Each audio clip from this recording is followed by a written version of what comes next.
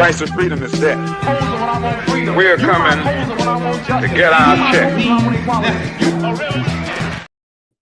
Black Front, my brothers and my sisters, welcome to the Afro Elite YouTube channel.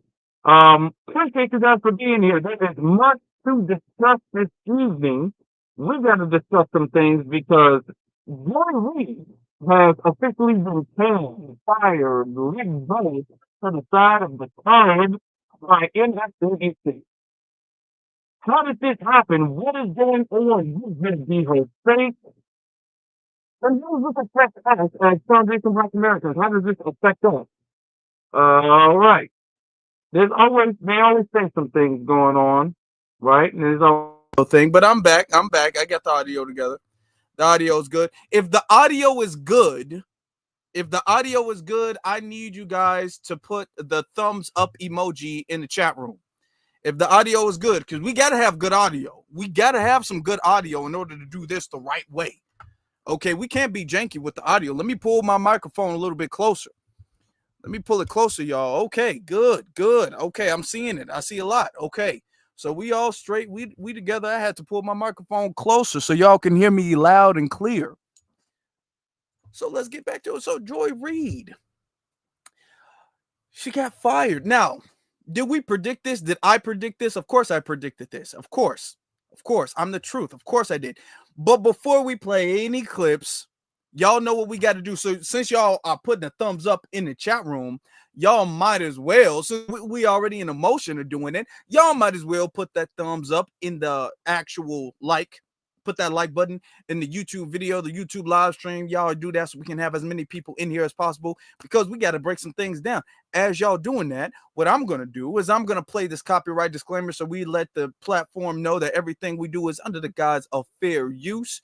So let's go. Copyright disclaimer. Under Section 107 of the Copyright Act 1976, allowance is made for fair use for purposes such as criticism, comment, news reporting, teaching, scholarship, and research. Fair use is a use permitted by copyright statute that might otherwise be infringing. Nonprofit, educational, or personal use tips the balance in favor of fair use. All right. Now, this clip was from last year. This was right after the election last year. All right. Now, I want y'all to notice something. Y'all see the background? I changed it. Y'all see the changed background, the new and improved background. Y'all like it? If y'all like it, let me know, because I did it for y'all. So if y'all like it, let me know. I wanted it to match the background and everything else. I think it's fly. I like it. I ain't gonna lie to you. I like it. Now, I've been trying to do this for a minute, but if y'all like it, I want y'all to let me know that. All right.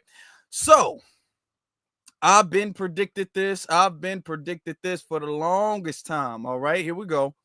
These are the people that you give platforms to, which, let's be honest, it's not likely that Joy Reid is going to keep that platform. It's very not likely. It's very likely that she's going to get demoted. They're not going to sign her contract again, or whatever the case is. If they did it to Don Lemon and they did it to other folks, they can do it to her and have her replaced with somebody who makes a little bit more sense than what she's making. And then she's going to go and maybe start a podcast or whoever, or whatever. Okay, and I called it. That was over a couple months ago. I called it. Kim, you said you like it. Thank you, Kim. Appreciate that. I called it. Now, Afro, why did you say that? Why did you say that? Because I've noticed that Joy Reid does a little bit too much. Okay, first off, Joy Reid, let's be very, very clear. Joy Reid is a tether, and tethers, they don't really understand. Tethers like Joy Reid, tethers like Roland Martin, look, they really learn the hard way. That's one thing about the Negro wake-up call. They don't ever see it coming. I saw it coming. Okay, during the election, this is what she was on 10 during the election, and I was saying it then. I'm all like, okay, you riding real hard on this thing, and I've been called it. When Kamala, I've been called it. I said, okay, y'all saying this about Kamala, and she's the truth, and Kamala's gonna win, and she's a black woman, and all of the lies that y'all was telling. I said then, if she loses, it's over for a lot of y'all. because y'all was doing the absolute most. Y'all was riding this as if she was gonna win and y'all was gonna elevate. I said, y'all betting on the wrong horse, and they bet the farm. They put all their eggs in that basket, so much so they alienated other black people over Kamala. Look at this. Look at this, y'all. Say it. I just gotta say it. Given the just stratospheric entrance of Vice President Kamala Harris into the presidential campaign, and she has now secured enough delegates to become the nominee, you're gonna look real crazy being on the other side of that line, particularly as a person of color. But really, Now, when as she anyone. says person of color in this situation, she's saying black, particularly as a person of color. We were going to look real crazy being on the other side of the line as a person of color. Somebody say I look good. Thank you so very much. Who was that? Who was that said that? Appreciate you, fam. We were going to look real crazy. That's what she said. Being on the other side of the line. Okay. So she was feeling it. She was feeling it. She didn't think that Kamala was going to lose. I don't understand how she thought that. I called it from the beginning. I was always confident that she was going to lose. I was always sure of that. And how I knew that for a fact, what cemented that is when Obama came out there. Okay. When Obama came out there, I said, oh, there's trouble. Because Obama wouldn't have been out there wagging his skinny ass finger if they was good. Obama came out there because there was a problem. I already knew. But from the very beginning, I was like, you know what? This is a little, it seems like a little forced. Like this amount of support that's flooding and all of the ratings and everything like that. It seems like, no, I don't really seem genuine, considering the fact that she was losing in all of the polls and she was the lowest rated vice president of all time a month or two ago. Now all of a sudden, everybody in the world loves her. I'm like, I don't think so. But you couldn't tell Joy Reid that. Couldn't tell her that. Let Joy Reid tell it. Kamala Harris was the second coming. Look, Kamala Harris was like the modern day Jesus. Let her tell it. Okay, she was gonna come. She was gonna save the world. Let her tell it. Kamala Harris was the truth. Let her tell it. And that if you didn't believe in her, if you weren't on that side, you, especially as a black person, were gonna look crazy. Okay, and this was months before damn near at the beginning of her thing. Joy Reid was, she was good. I said, hey. I said this back then. I said, okay, now you doing this thing, you better be right. That's all I said. Because if you was right, okay, you could probably stay because you made that prediction or whatever the case is. I said, but the way you talking with a lot of surety, you talking with a lot of conviction. And no, it didn't turn out that well for you. But boy, she was talking her stuff, wasn't she? Who claims to have any connection to the culture. You're going to look real weird and real lonely on that side. The door needs to close behind Amber. And she looked crazy over there. But shut the door behind her. You really are going to look crazy being on that side, given the cultural phenomenon of Vice President Kamala Devi Harris. No. She's about to make history. She's about to become the first woman president. She brings together the African American community, the AAPI community, younger people. She is a whole meme. And I'm going to explain to y'all the fall of the coconut tree is a whole West Indian thing. She brings together. She did not bring us together. She didn't. She, as a matter of fact, the results are in. She brought absolutely nobody together. All of the aspects of the culture. HBCUs, she's a Howard graduate. The Divine Nine, she's an AKA. She is a woman of color extraordinaire. She don't don't even want to say the word black. She keeps saying woman of color. She doesn't even want to say the word black. Would be the first, like, person from HBCU, like, regular real world to be president of the United States, in addition to being the first woman president, in addition to being the first black woman president, in addition to being the first AAPI president. She's bringing it all. And very importantly, she will be the first woman president after the fall of Roe v. Wade. A woman who brings women back to power after having our power stripped from us by 6 far right wingers on the Supreme Court, including one woman who turned on us. Baby, this is a cultural moment. Don't be on the wrong side of history. Don't find yourself on that lonely side, because you're going to look real crazy over there with Kid Rock. Well, turns out she's on the side of the unemployment line. Joy Reid is now currently sitting on the side of the unemployment line.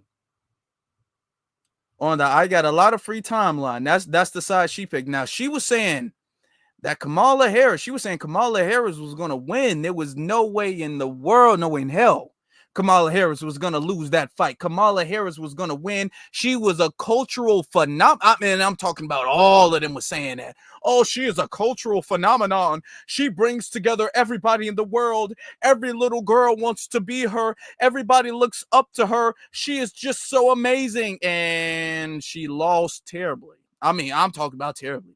I can't even put into words how badly she lost. She lost so terribly. And then when she lost, boy, Joy Reid didn't like that. Joy Reid didn't like the fact that she lost. Joy Reid was upset. Joy Reid was not, she was upset with everybody who didn't vote for her. She said families, and this is why I said what I said. Okay, I'm giving y'all a flashback. She said families should break apart. You shouldn't be around your family during the Thanksgiving holiday or the Christmas holiday or the New Year's holiday or any birthday or ever again if they did not vote for Kamala Harris. And I'm not exaggerating. This is literally what she said. Listen. We are the ones in the wrong. In short, our dinner, their choice. It's the same energy their forefathers had toward the indigenous tribes. Hey, let's have Thanksgiving dinner on the land we stole from you. But before we pack you off to the reservation and snuff out your culture, could you please pass the corn on the cob? There's the dozens of post-Civil War massacres wiping out black communities from Louisiana to North Carolina to Rosewood, Florida, and Tulsa, Oklahoma, where black communities got burned to the ground by racist white mobs. A century later, gentrified when rich folks want to live downtown because it's closer to work. But let's just call it even, because y'all got King Day, a black president, and Juneteenth. Geez, what more do you want? Accurate history? What, are you trying to hurt our feelings? These are the people who say the undocumented, who they get to call illegal immigrants, like the Pilgrims had permission to come here, have to suffer the consequences of their actions, right? They made the choice to overstay their visas or come into our country illegally, so if they get deported, consequences. But you, I mean, yeah, if they get deported, that is the consequence for coming over here illegally. So, okay. Right-wingers shouldn't have to suffer the consequences of your votes. You don't want to be around me because I voted for fascism. No fair. I'm coughing on you with COVID, but you want me to wear a mask for your safety? No fair. My body, my choice. Well, here's an alternative thought. Make your own dinner, MAGA. Make your own sandwiches. Wipe your own tears. Troll amongst yourselves with Elon and leave us alone. You got your heart's desire, the president you dreamed of, and worship instead of Jesus. And this time, you didn't even have to storm the Capitol, smash the windows, or try to kill police officers or issue death threats to poll workers. See? You did it just by voting this time. Congrats. You got your way. And he even got away with breaking the law. Yay. But if you expect the 73 million who voted for the prosecutor, not the felon, and particularly the 92% of black women who voted for Kamala to give you a cookie for your vote, a trophy, a hug, a high five, you might be asking too much. If we want to eat with you, we will. But if we just want some peace over the holidays and we don't want to put up with your trolling while we eat our tofurkey, get over it. Stop acting like we owe you, and for God's sakes, stop whining. It's embarrassing. Our Thanksgiving, our choice. Okay, so she was out here saying their Thanksgiving, their choice. Okay, she goes on a whole reel, and there's a lot more, to be honest. She's been going off. I'm talking about she's literally been going off after the election. And I said, ooh, that's not a good look. Trying to tell people that they're going to stay away and we're going to stay away. That's not a good look. That's not the look you want. I said, you're going to be, I said, your time is coming. I said your time was coming, and her time came. Her time came. So they put out this statement, and this comes from AP News. They put out this statement saying that Joy Reid is leaving MSNBC as the network cancels her evening show. And let me tell you something, leaving is a very light way of putting it. Leaving is a very nice way of putting getting canned and fired, because leaving can literally mean voluntarily, and it ain't nothing voluntary about that at all. Nothing, period. We're going to go through a little bit of this. It says, oh, and brothers and sisters, I need y'all to lock in and hit that like button right now, because we still got a lot more we got to go through. All right. It says Joy Reid is leaving, quote unquote, or kicked out. MSNBC, the network's new president, announced in a memo to staff on Monday, marking an end to the primetime show hosted by the progressive political analyst and broadcaster and broadcast news anchor. All right. It says Reid's namesake show, The Reid Out, has been a fixture of MSNBC's evening programming since 2020. So she's been having it for about 4 years and some change. It says, in the hour-long newscast held the weeknights, 7 p.m. Eastern Standard, Reid conducts interviews with politicians and other newsmakers, diving into an intense array of political issues and intersections between race, culture, and social justice. Okay, reports about MSNBC canceling the Reid Out emerged online over the weekend, sparking outrage from supporters. I mean, I guess 4 people really didn't spark outrage from a lot. I mean, there were like 4 or 5 people who were upset about it, and we'll get into that. But outrage, it says, sparking outrage from supporters of the show, who point to the impact it had on elevating historically marginalized, not black. They don't really like to say the word black. I noticed that. They don't, I think that's a thing with them. They don't really like to say the word black. They keep saying margin. Okay, all right. I mean, okay, all right then. Historically marginalized voices in today's media landscape. MSNBC President Rebecca Cutler later confirmed Reid's departure on Monday afternoon in a memo to staff viewed by the Associated Press. Okay, it says, Joy Reid is leaving the network, and we thank her for her countless contributions over the years, Cutler wrote. So that's how we're gonna get into that. That's it. That's it. Okay, so Cutler. This is Cutler. This is Rebecca Cutler. And Rebecca Cutler said, Joy Reid, listen, we've been making some arrangements. I'm the new person in charge here, and we've been making some arrangements, and you don't have to go. She said, no, wait, well, hold on. I gotta go. I've been here for it. I just signed a new contract. She said, listen, I'm telling you, it wasn't nice. It wasn't nice at all. First off, you know how they first like to do it, especially when it comes to the fake white liberals and everything like that. They always lie about it. Oh, they always lie about it. They be all like, listen, it wasn't me. They always say that. Anytime they fire somebody, I'm going to tell you something. White people can act when they align to black people. Oh, they can act. They will cry and everything. They will put on the show. They'll be like, Joy, listen, I like you personally. I really, really do. I don't even want to do this. Honestly, it's not me. I can't say who it was, but it wasn't me. but we've been, there's arrangements going on, and we've been having to reshuffle some things. So I just want you to know that, is the door closed behind you? Okay, you want to close the door. Yeah, why don't you close it? I don't want people to hear that. I just want you to know that there are going to be some changes. And Joy Reid was like, okay, well, I can deal with some changes. What's the change going to be? Tell me the changes. Okay, the change is going to be your employment. That's the change. Okay. Last week you were employed. This week you're not employed. That's the change. That's going to be the change there. It's not me. I vouch for you, and I try to get you to stay, but you know what I'm saying, corporate, and I'm not gonna lie. And then here comes the pointing the finger. This is what they do. Here comes the pointing the finger. Then they go, I'm not gonna lie, your views. I can't really argue. Ain't nobody really watching your show. I can't really. You gotta give me something, and your views have been going down and down and down, and really nothing I can do. I mean, but we got one more show for you. We do have one more show, but that's the best I can do. You know what I'm saying? They try to do it nice at first. They try to do it nice, and they try to be like, it's not me. They always point the finger at somebody else. It's not really. I'm not going to lie to you. I think it was Kevin who made the final call, or whatever the case is. So they always do that. They always do that.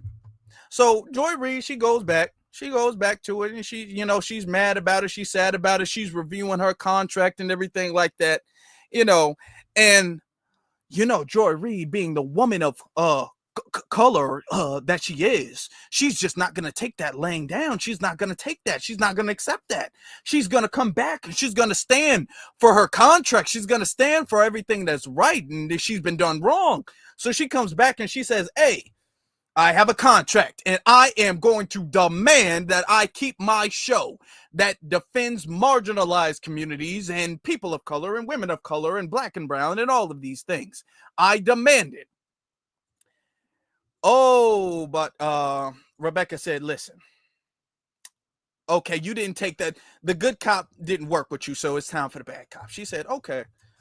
She said, I told you yesterday that you should have been packing your stuff. I don't see no boxes. I don't know if you didn't really understand that you're not going to be working here, because we're going to need that badge back.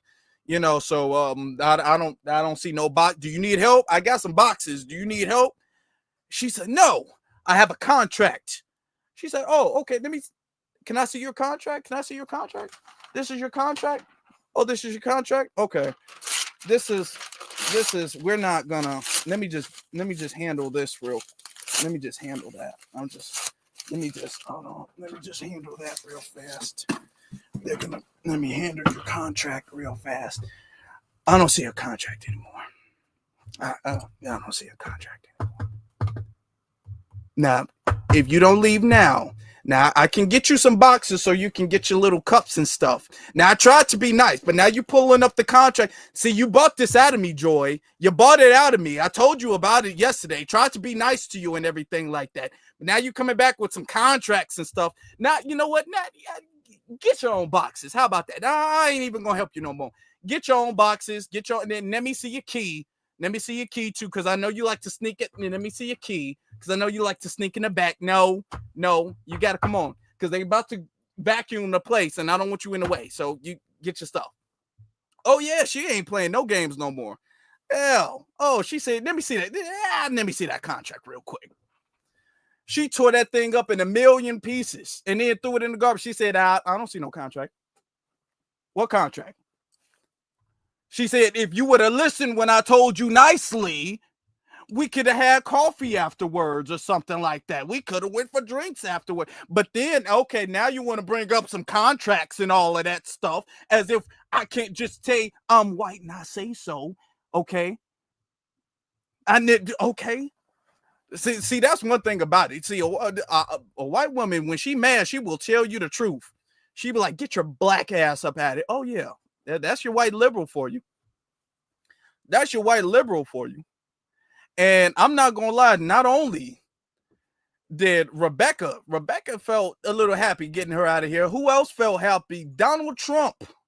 Donald Trump had something to say about the situation. Yeah, Donald Trump, he took his shots.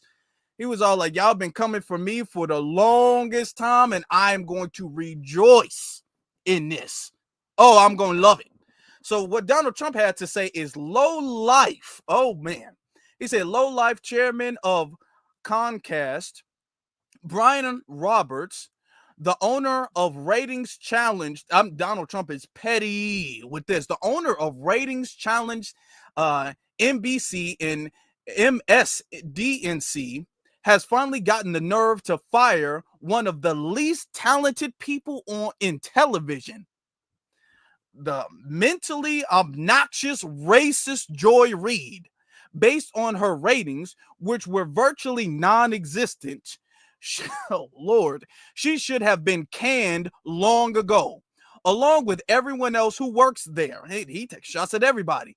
He says also, throwout was Alex Wagner, the sub on the seriously failing Rachel Maddow show. Rachel rarely shows up because she knows there's nobody watching. He continues to say, I mean, he going in.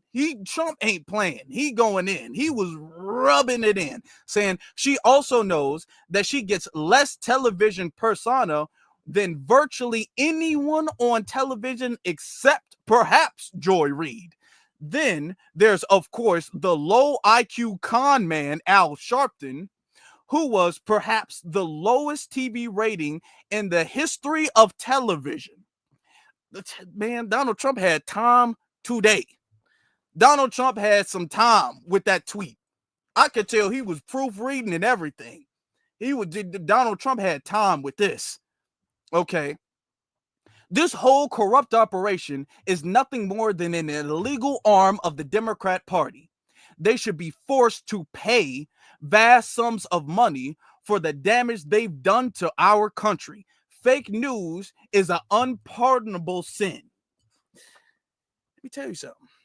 I think that Donald Trump was upset. I think that Donald Trump don't like Joy Reid. If we needed any clue, if we needed anything, we know now. Donald Trump, I think Donald Trump is happy that Joy Reid is fired. He said, man, and he took shots at Al Sharpton too. He said, hey, if Donald Trump said, if I can make a recommendation, I see y'all doing something smart right now. I see y'all doing something smart. But if I, as the president, can make a recommendation, that Al Sharpton, that skinny black Negro over there, you get rid of him too. Get rid of him and his whole thing at Costco's and all that. Get rid of them. Get rid of him too. If I can make a recommendation, I am the president after all. If I can, yeah. Oh, so yeah, Donald Trump was rejoicing. Donald Trump was rejoicing in that. But I'm gonna tell you something. Joy Reid actually does have a little bit of support. Joy Reid's departure actually did make some people sad. It made some people sad. She has some friends. She does, believe it or not. She has some friends, and they're upset. They are upset, and they're demanding that she return. Okay, so what does her friends have? Okay, so this is one of her friends, some lady that we don't know of, and it's okay not to know her because, you know, who cares? She had this to say about it. The cancellation of Joy Reid's excellent program, The Reid Out, is deeply concerning, and it's not okay. As our loyal audience and supporters, we are disappointed by this decision, and we urge MSNBC to reconsider their decision and, by our participation, recognize the audience they will lose. Look, I'm her friend. I'm also a fan of the show, and I've benefited from her program as a viewer and as an occasional guest. She and her producers always found time to support my projects, many of them talking about hard but important subjects like missing women of color, reparations, America's HBCUs, the lack of equity and representation. Okay, notice she didn't say black women. Okay, there's a thing that the black is like a phobia, is like taboo to say. So she said missing women of color. Okay, then she said reparations. Okay, keep in mind what she said about reparations, because we're gonna get into that. We're gonna get into Joy Reid and reparations. Y'all locked in? Are y'all locked in? Did y'all hit the like button? because I need to know that, because we're going to get into that. We're going to get into that. Okay.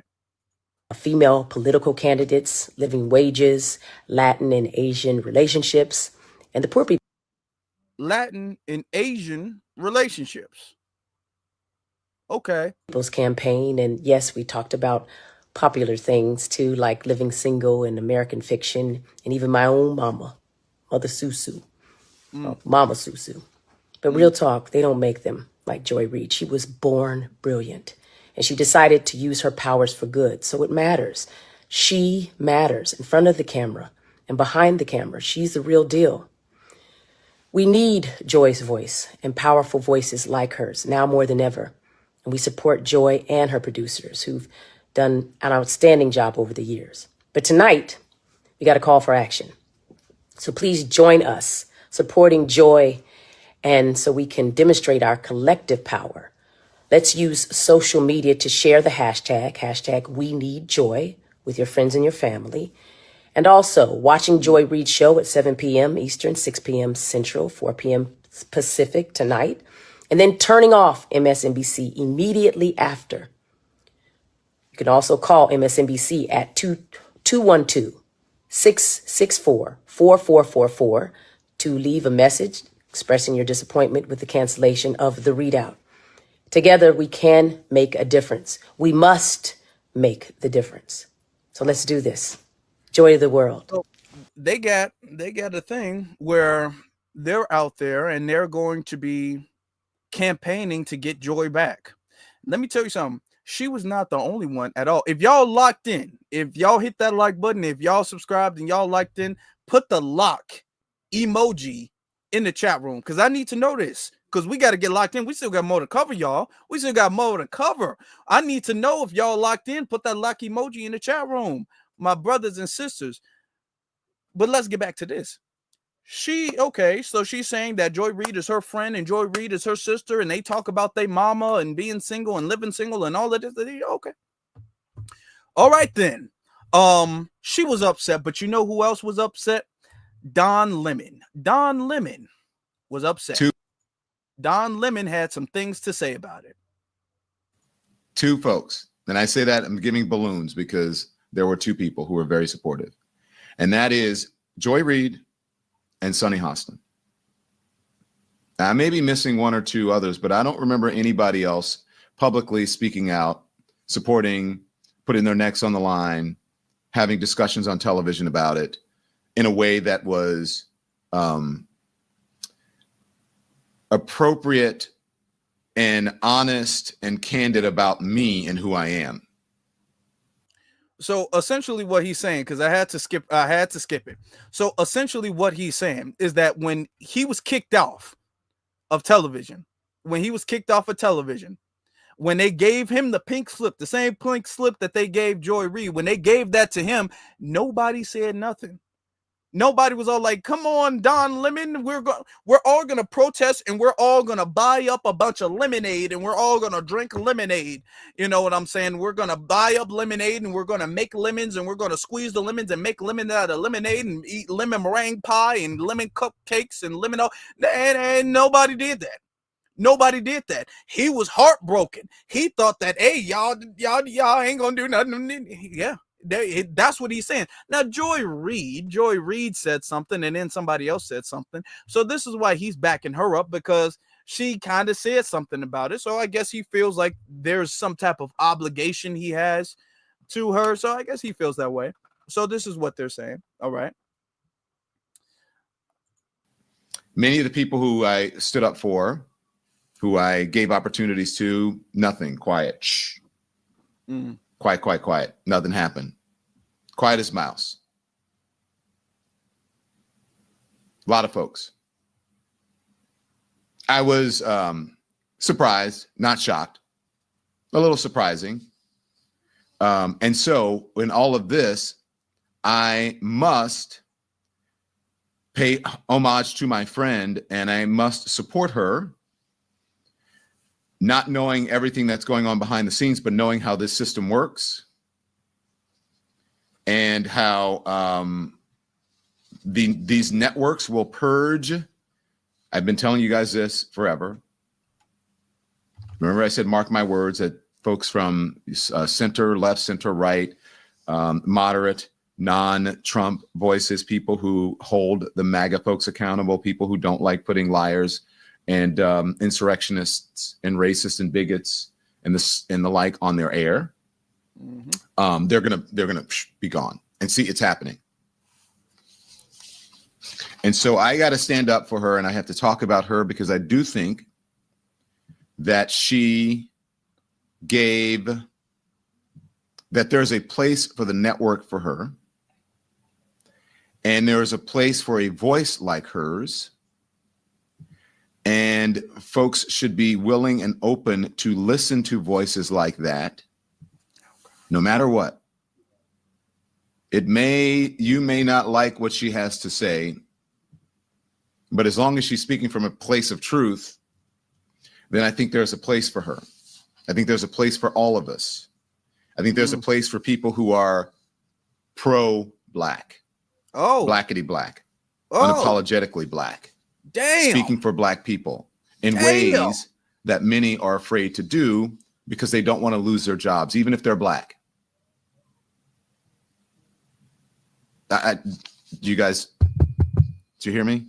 I don't. Okay. He said pro-black, blackity black. He said black, black, black, black. And there's places for you, for people who are black.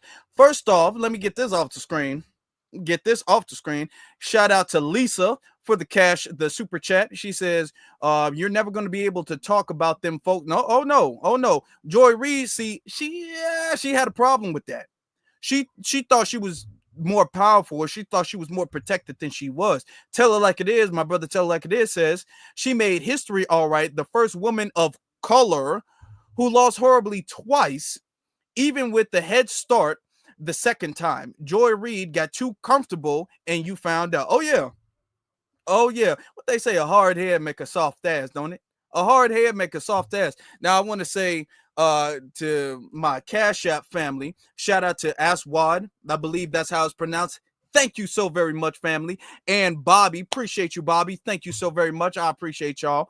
Now, let's get back to what Don Lemon said. Let me rewind it so we can have a refresher here, okay? All right, the last part, and I played the whole thing, so it's not like, nobody, you're taking them out of context. No, okay. But as long as she's speaking from a place of truth, then I think there's a place for her. I think there's a place for all of us. I think there's a place for people who are pro-black, blackity black, unapologetically black, speaking for black people in ways that many are afraid to do. Pro-black, blackity black, speaking for black people. Listen, and this is the thing. When y'all get fired with Don Lemon, Joy Reid, Tiffany Cross, Angela, when y'all get fired, when y'all get canned and everything, y'all be all like, well, this is because I'm black and this is an attack on black people and this is an attack on black. No. No. We're not going to do that. We're not going to sit up there and act like it's an attack on black people just because y'all dark skinned. No, we're not going to do that. Joy Reid does not have a show for black people. She has a show based off of what the DNC wants to put out there. It's a whole bunch of liberal propaganda. Let's be very clear with that. Let's do a reminder. Is Joy Reid pro-black? Let's do a little refresher to find out how pro-black she is, because Don Lemon says she's pro-black. The other living single friend said that they was talking about reparations and all that stuff. So did Joy Reid lose her job because of her unapologetically pro-black stances on certain issues? Did she lose her job defending us? I don't think so. Because a few years ago, she came out with this. This is the disinformation targets and actors, okay? So she said that everybody on these lists, everybody here is full of disinformation lies, all right? She's saying ADOS, American Descendants of Slaves, Blexit, which is Black Exit, I guess, from the political spectrum, Tangibles, and hashtag FBA, Foundational Black Americans, all of this stuff, even the word reparations, she said, immigration, all of these things, she said, these are targeting black voters, and this is disinformation, and that we should not be listened to whatsoever. So Joy Reid was out here working against the movement. Let's be very clear with that. Joy Reid didn't get fired because Joy Reid has unapologetically black stances on things, and Joy Reid was a die-hard pro-black activist who was using her voice unapologetically for the sake and well-being of the black boys and black girls out here. Oh, no. Joy Reid was a Democratic shield who got too damn comfortable, and she got her pink slip. And the thing is that we saw that coming, which is why you don't see a lot of black people. You don't see the black grassroots mad, just like you didn't see the black grassroots got mad when Don Lemon got his ass fired. You don't see the black grassroots get mad. You didn't see the black grassroots get mad when Roland Martin got fired, when all of these people get fired. You don't see the black grassroots get mad, but what they do is they all like, y'all see what happened to me because I'm black? Y'all see that? And I've been defending y'all for so long. I know I said that all of y'all was Russian bots, and I said that all of y'all were misleading black people, and I said that we shouldn't talk about reparations. I know I said that, but I was really now all of a sudden, they the spook who sat by the door. Let them tell it. Now on the airwaves and broadcast, they was talking about everybody else's issue, but they really pro-black. Let them tell it. Okay, let's actually do a review, because she had a thing, this was years ago, about HR 40 and reparations and everything, because old girl said, remember, she said that Joy Reid was a stomp hard reparationist. Let her tell it. So let's see that. Okay, let's see back that. in the sort of early 2000s. And then Ta-Nehisi Coates made it an issue again with his piece 5 years ago. What made it come back now? Well, I think that obviously with the introduction of H.R. 40 again by Congresswoman Lee, which has been out there, I believe, since 1987, the discussion has not gone away. There are organizations. First off, and I got to break this down. If H.R. 40 has been out there since 1987, and H.R. 40 is not gone anywhere, then y'all need to give HR, see, y'all kicking the can down the road. HR 40 been out there for generations. HR 40 is old enough to be a grandparent at this point. And y'all keep on pushing this. Don't worry, we're going to get HR 40. At this point, y'all need to just give HR 40 a damn rep. See, this is why we don't trust y'all. Hey, I've been working for reparations. I've been doing this for reparations since I was a kid. I'm an old man right now. Then you need to leave. Because what have you been doing? Because me, and you, we all together have been pushing reparations and gotten the topic of reparations farther in the last 10 years, 5 years, 3 years, 2 years, 1 year than they have in the last few decades.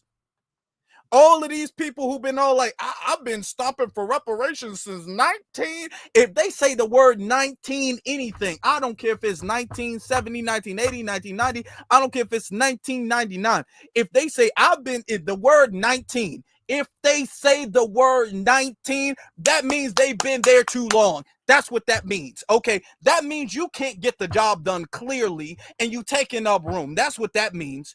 Either you can't get the job done, which, yeah, or more likely, you don't want to get the job done. You are an agent with the agenda of kicking the can down the road. You're a fake COINTELPRO activist. Do you guys understand? We got to do a little bit of history there. Do you guys understand during COINTELPRO that they had fake activists to get in the way, to prevent the actual movement from becoming successful? And they did that a lot. One of the main things with COINTELPRO is implanting fake activists. That's what William O'Neill was, the person who set up Fred Hampton to get murdered. That's who William O'Neill was, a fake activist. They do that all the time, and they've been doing that with reparations for the longest time. They'll put out a Big Bird, and they'll put out a Sheila Jackson Lee, and they'll put out that fake reparations and everything. These are implants. These are agents there to get out there and say, don't worry, we'll take care of reparation. First off, we got to make sure we vote for Joe Biden.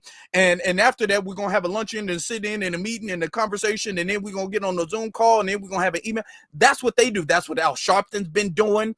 That's what all of these activists who ain't gotten nowhere been doing. They say, hey, don't worry, I'm an activist. I'm not no Democratic shield, but just make sure you vote for the Democrats, though.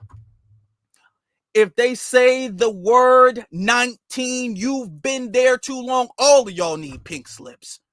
You need to move out the way. You need to move out the way.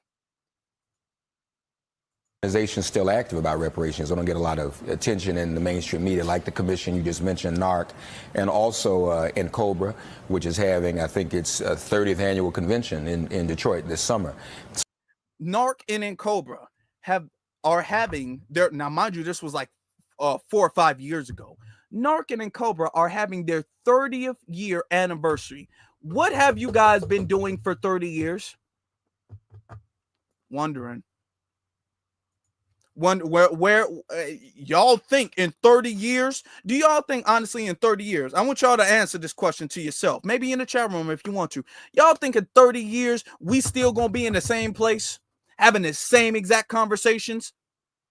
It literally have not moved anywhere in the next 30 years? I don't think so.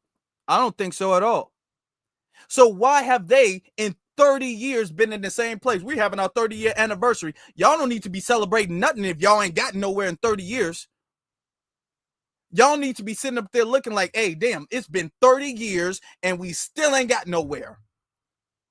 What are y'all celebrating 30 years of what?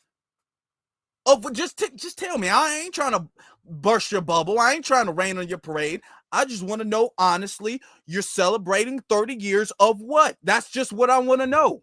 Because the job ain't done, nor is it close to being done. And y'all been activists for 30 years. So I just want to know. Y'all supposed to be activists on this one single issue.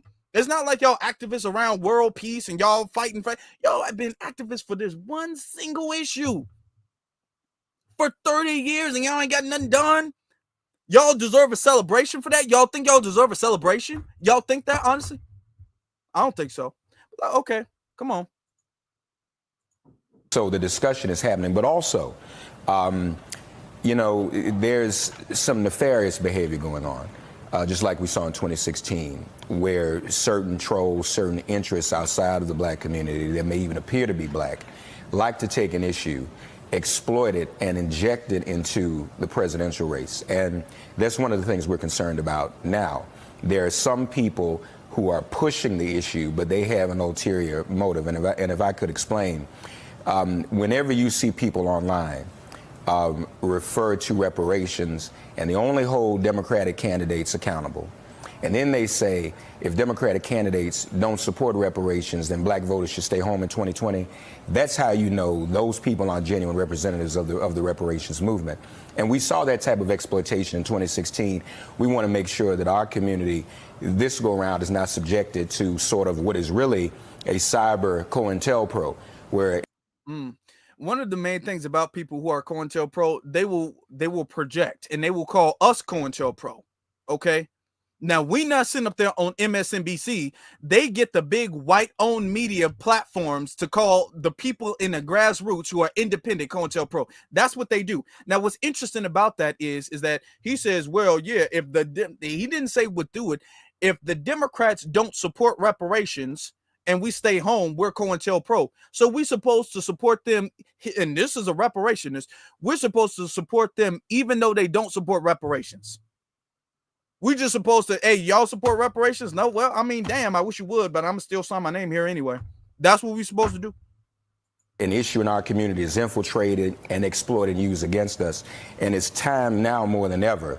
The organizations like NCOBRA and the National African American Reparations Commission, Joy, speak out to say these are the real and genuine positions on reparations, not what some are saying where they say, well, we don't believe in Pan-Africanism, which is blasphemous to the reparations community. This is 100 years since the first Pan-African Congress held by W.B. Du Bois, when they say that only those who are descendants of slaves in America matter. First of all, many in the black activist and black intellectual community don't even say slaves anymore. We say enslaved people because we embrace the glory of our ancestry. Right. That's a giveaway when you see that type of rhetoric. And then, Okay, first off, let's get this out the way. Okay, when we say enslaved people or former slaves or whatever the case is, okay, we're gonna argue over the little semantics. Oh, that's a giveaway. If you don't say enslaved and you say slaves, even though they were slaves, they were enslaved people, but they were okay. All right, then. If it's that big of a deal, all right, fine. We'll say enslaved people. But now everybody and their mom, if you don't believe in Pan-Africanism, then that means you're not a reparationist. This is why Narcan and Cobra, nobody rocks with them. This is why they are not being taken serious when it comes to the movement. It's why they're not. And if they were being taken serious, they wouldn't be on MSNBC talking about that, talking about COINTELPRO, talking about the need to vote. They wouldn't be there if they were real. They wouldn't be there. And Joy Reid nodding her big ass head. They wouldn't be doing that. So as far as the whole, if they say lineage is the only thing that matters, as far as reparations, yes, it is. Yes, it is. Lineage is the only thing that matters as far as reparation. Now, I want you guys to keep this in mind. I don't wish harm on nobody from the diaspora. Okay, wish them the best. And most of us do. We wish them the best. We don't want harm for them. Now, we be putting the tethers on blast. We be checking the tethers, but we don't send up there. We don't hate nobody. We're not hateful people. I'm not a hateful person. Y'all not hateful people. Y'all are some very hardworking, loving people. I know some of y'all very personally. Y'all not hateful people. But y'all be making sure y'all stand on business as far as reparations are concerned. We are the only people that matter. This is America. We're not talking about reparations around the world. We're not talking about America got to pay for any and everybody to be who's ever had a bad day. We're not talking about no black and brown reparations. Yes, lineage is the only thing that matters. And if you say something at all that includes another group of people, the conversation is over with. If you say something at all that says, well, hold on, the conversation's over with. This conversation here, lineage is the only thing that matters. Nothing else matters. This is supposed to be a reparationist, and this is supposed to be somebody who's been doing this for 30-something years, and I've only been doing this for the last few years, and I'm correcting him, telling him lineage is the only thing that matters. How is it even possible? How is it even possible for us to give reparations to people who were not here a few years ago? They came here 5 years ago, and they are owed reparations. How's that work? How's that work? They not even citizens yet. They just got a green card, but their skin is dark, so they get reparations. How does that work? How would that work? How would that work exactly? Okay.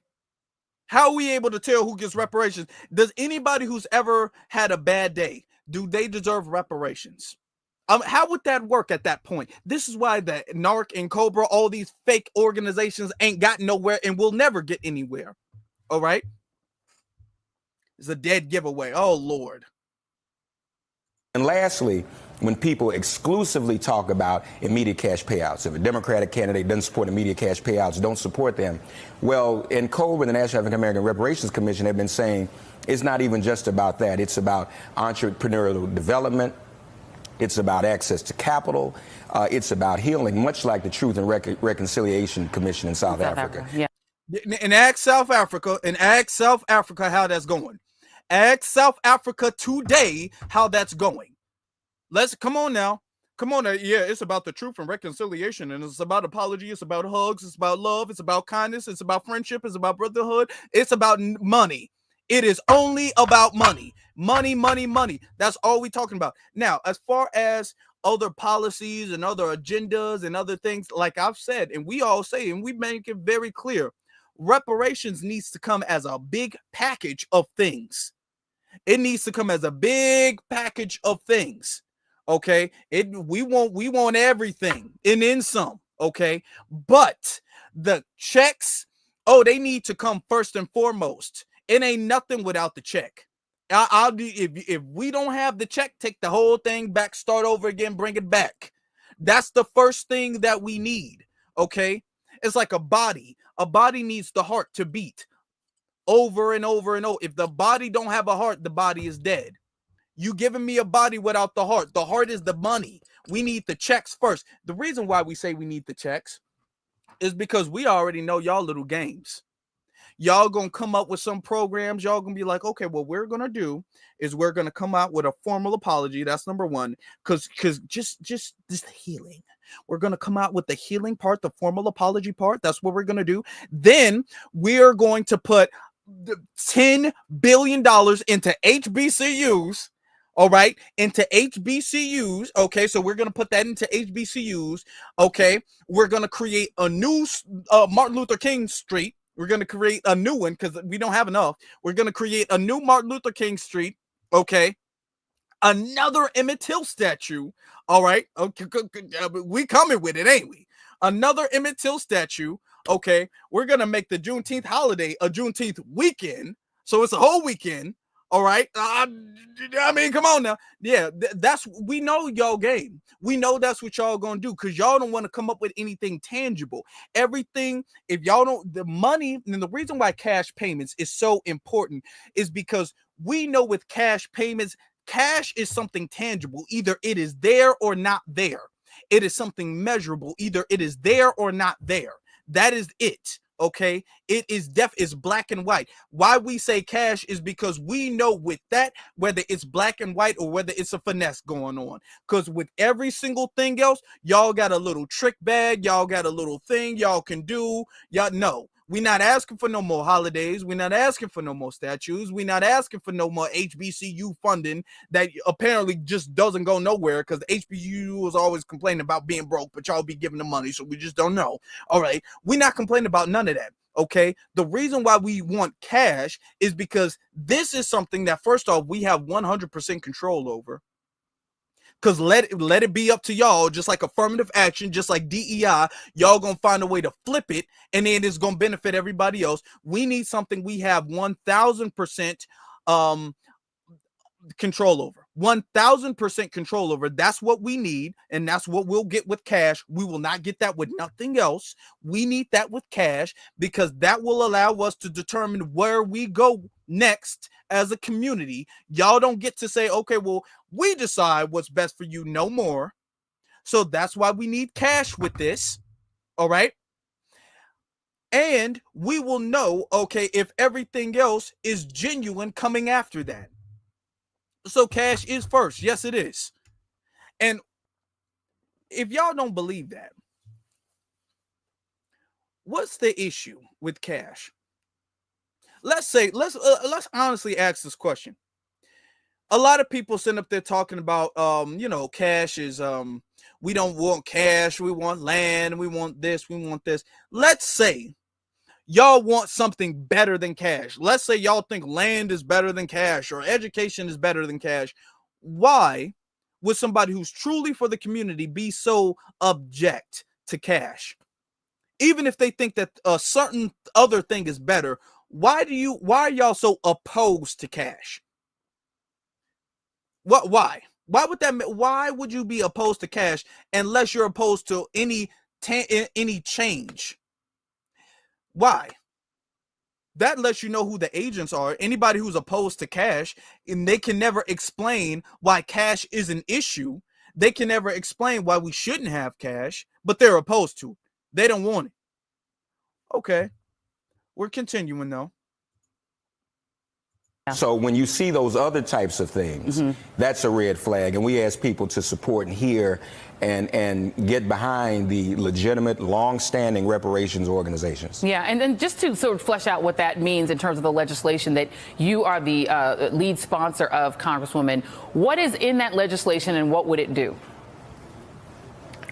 Well, first of all, good morning, Joy. Good morning. Good morning, Mark. And I want to take just a moment to connect with my brothers and sisters in New Zealand who suffered a violent, vicious, and terroristic act based on the question of racism and religious denunciation.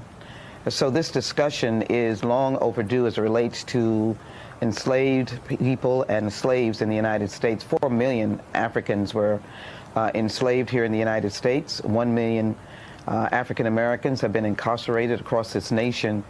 H.R. 40 was introduced on the very first day of the United States Congress in 2019. With an array of members coming from across the nation and all manner of backgrounds. They understand that it is long overdue for a national dialogue dealing with what happened to African Americans as slaves. This Okay. A national dialogue, and we're not gonna get into too much. No, we're not trying to have no national. See, that's the thing. We want a national dialogue dealing with what happened. There's nobody in this country that doesn't know. Nobody that doesn't know what happened.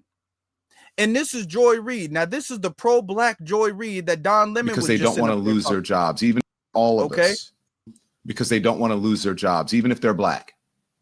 So, yeah, when you talk about black, oh, because they're black, yet when she has people on her platform, she's telling people that reparations is a Russian bot issue and that foundational Black Americans are Russian bots. But better than that, I want you guys to hear what Joy Reid says her show was about. Now, with Don Lemon and all of them crashing out and acting like, oh my God, a black woman, and this is because she's black, and it's because she's so unapologetic. She's like the modern day Harriet Tubman, if you really think about it. She's just so amazingly black and so unapologetically black, and she's a leader, and she just loves everybody who's black, and she's just so pro-black. And that's the reason why they fired her, just like they fired me for that reason, because they're just so racist against black people, and we black people got to stick together. Okay, all right then, all right. So let's hear what Joy Reid says her show is about. All right. She's been out there crying, but she tells some truth about what she's My show had value, and that, I'm sorry, that what I was doing had value. And in the end, I'm sorry, I try not to cry on TV. And I think this is kind of like me on TV, so I apologize. And then it mattered. I see Karen is there, and she's been texting me as well. And so what I will just say is that in the end, thank you. Where I land is that the moment of guilt that I felt, that I went hard on so many issues, whether it was. All right.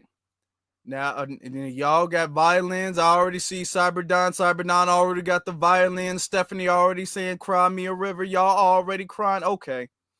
Now, right here, why do I play this? I'm going to play this because she's going to tell the truth about what her program and what her agenda was really about.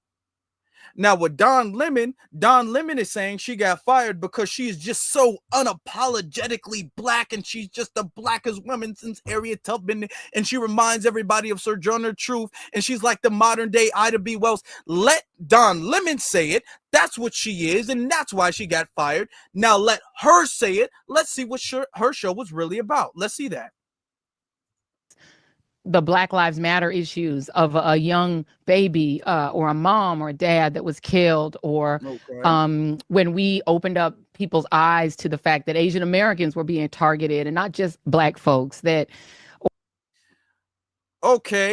Okay, and that propaganda that actually wound up hurting black people, because what y'all did is y'all reinforced the narrative that black people were randomly attacking Asians. That's what Joy Reid was doing.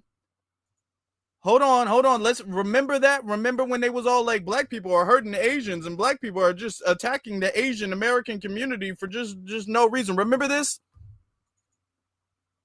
Thing is, they targeting to the Asian American community. We need the black community to realize that the that black people are hurting Asians and they need to speak out in their own community. It is not. Oh, okay. So we need people to realize that the black people are hurting Asians and that black people need to speak out against our just unwarranted attack and hatred against the Asian community. And this is what Joy Reid was out there peddling. While she's sitting up there crying and everybody's making it seem like this is an attack on pro-blackness and unapologetically black voices. No, Joy Reid was out here peddling anti-black narratives. The black narrative, or the false narrative that black people were out here randomly just attacking Asians and how they needed to be protected. And then what wound up happening? They got a hate crime bill. Did we get a hate crime bill? No. Did she say anything about our hate crime bill? Did she say, hey, damn, if they're going to get a hate crime bill, why can't black people get a hate crime bill? No, she didn't say nothing like that. Oh, no. But she damn sure made sure that she used her voice to help them get a hate crime bill. Okay. Opened up people's eyes to the fact that Asian Americans were being targeted, and not just black folks, that, or went hard for immigrants who've done nothing but come to this country like my parents did and try to make a life and Okay, so all of the immigrants that are coming over and invading the black community and harming black people and taking black people's resources away from them illegally, and they were not supposed to be here. Joy Reid was also defending those people. Okay, so that's like strike two. Are we counting? Are we counting? Because that's like strike two, I think. Because let them tell it, Joy Reid was fired because she was so unapologetically black. She said one thing about Black Lives Matter, which ain't got nothing to really do to benefit black people. Let's be honest. Ain't got nothing to do with black people. If we're going to be honest, what did Black Lives Matter do to help black people? Let's be very honest. I'm talking about the organization is concerned. All right. The organization, the you know, what did they do? Nothing. And now you're talking about how much you helped Asians and now how much you helped illegal immigrants. Okay. All right. But let's continue. Offended them. Or whether we've talked about what the president is doing that is subversive to the Constitution. And she's still talking about illegal immigrants. That's what she's still talking about. That is injurious to our liberty, you know, defending books that people find inconvenient, you know, that Nicole Hannah-Jones put into our spirit, that we need to understand 1619 as the real founding of this country, whether it's talking about any of these issues, and yes, whether it's talking about Gaza and the fact that we as the American people have a right to object, to little babies being bombed. And we're talking about Gaza. Okay. Is this where's the pro-black? Because let me ask y'all a question. Or let me make a statement and ask y'all this question. Sometimes, this is my statement. Sometimes it's not about what people say. Sometimes it's about what people don't say. Now, with that statement, let me ask you guys this question. What have you guys not heard her say? She has talked about what she's used her platform for and the issues that she's brought up on her platform. Now, I want you guys to answer this.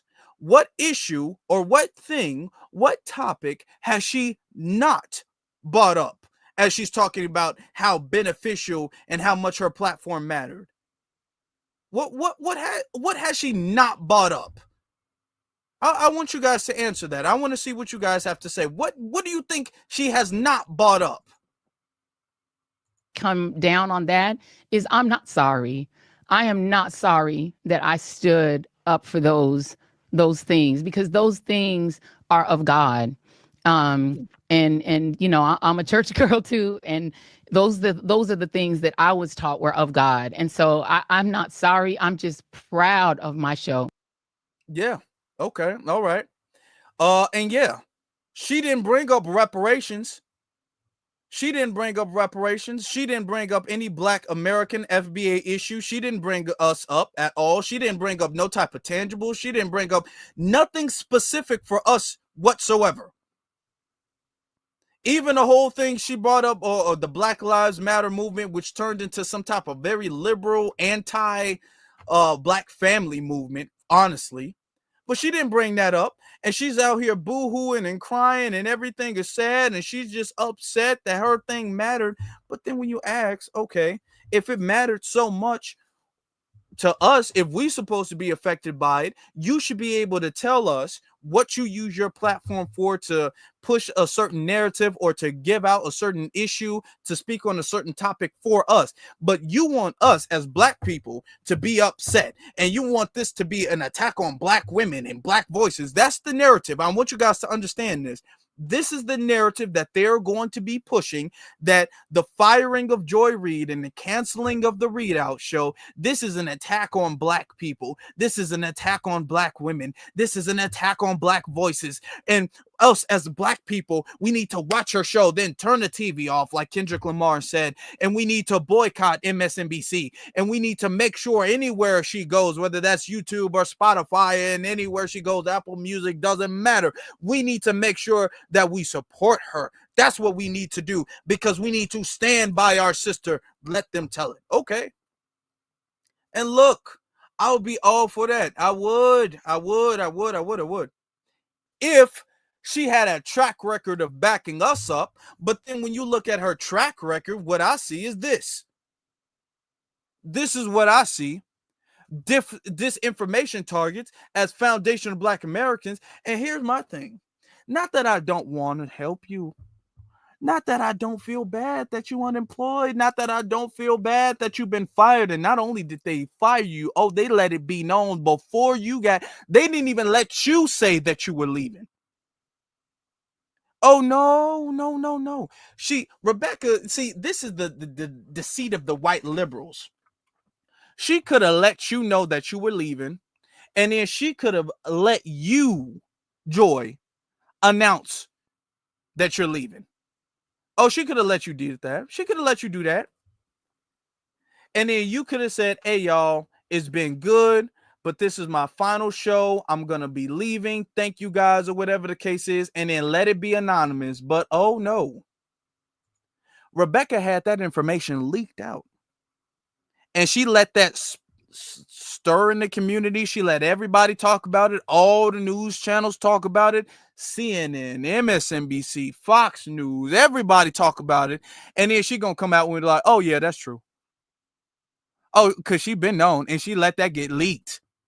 Yeah, Joy, she let you getting fired get leaked to the public before you were even able to say goodbye to everybody. You didn't even get to leave with any bit of dignity or grace. Not only did you get the pink slip, she let it be known to everybody. Oh yeah, she gonna be out of here. She's getting that pink slip. Oh, they could have pulled you to the side and said something, and then let you, with a little bit of dignity, leave the room. Oh no, but they wanted to embarrass you. Oh, they wanted to humiliate you. They wanted everybody to know, oh, you got fired. It ain't no thing where you wanted to leave the show, or you wanted to go in a different direction in your life, and you wanted to spend more time with family. They didn't want you to say, oh, well, I'm concerned for my mental health, so I'm going to have to be stepping away as I pursue other avenues in my career. Oh no, you didn't get that dignity. Oh no, you got the, oh yeah, you're fired. Your show has low ratings. Nobody's watching. We're canceling you. You get one last show because that's what's in your little contract that I tore up. But besides that, that's it. You gone. They didn't even let her get no dignity, y'all. And the thing is that's getting me is I feel like, damn, ain't that something?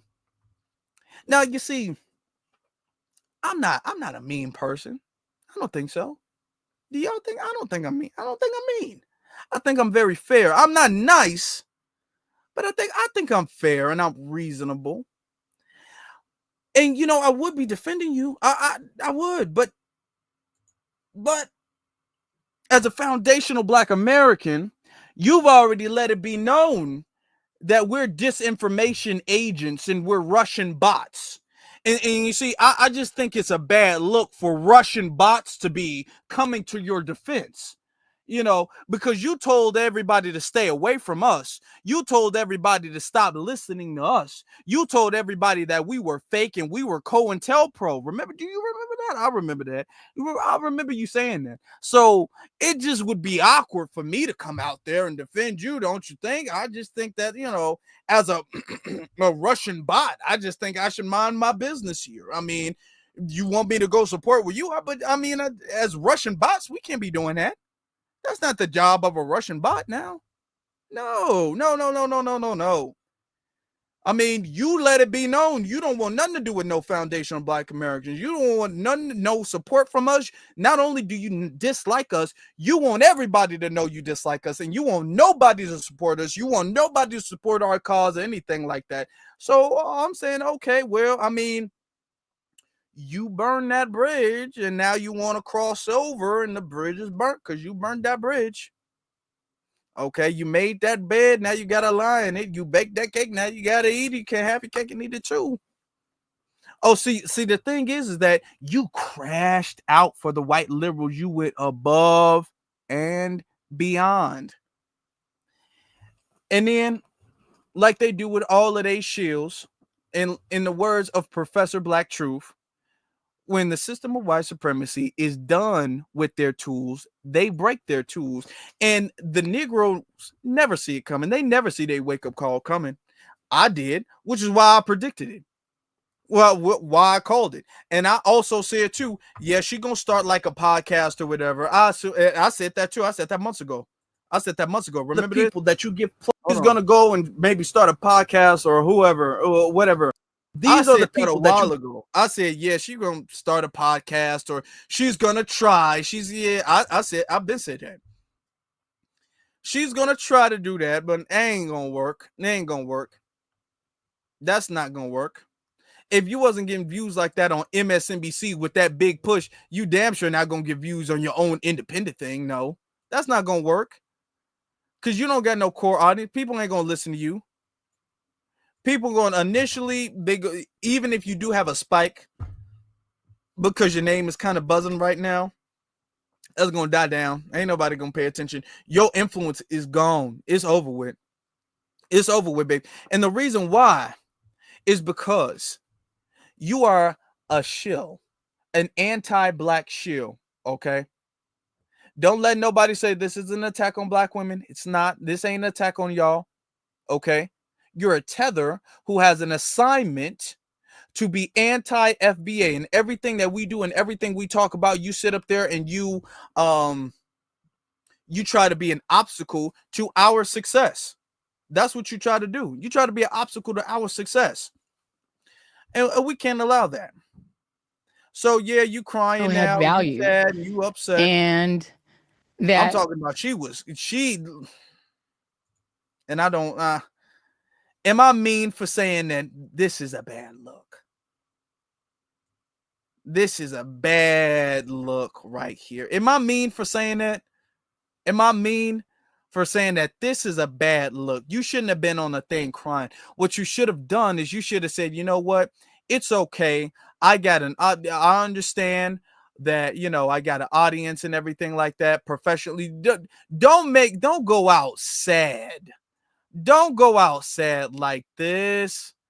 No, you going out real sad. You should have kept it together.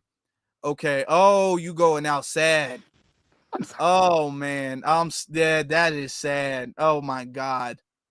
That is sad. You going out sad. And the thing is that you don't even get, not that crying is cute, but you got an ugly cry. Crying is never like no beautiful, cute thing. But there's people who got crying and is ugly crying. You got an ugly look when you cry. You just look beat up. And hey, it's not kicking somebody while it's down, but it's constructive criticism. Constructive criticism. You know what I'm saying? From, the Russian bot. It's constructive criticism from the Russian bot. That's what it is. Now, the thing is that, You've been doing that, and you've been saying what you've been saying for the longest time, and you thought that you was on top of the world, and you thought that Kamala was gonna win, and you was gonna just be her best friend. You thought you got too comfortable. And the thing is that the grassroots is always gonna win because we're the truth. We are the truth here. You're not the truth, which is why you can't go nowhere. Hold on. But you know what I'm thinking? Hold on. You know what I'm thinking, yo? I just feel like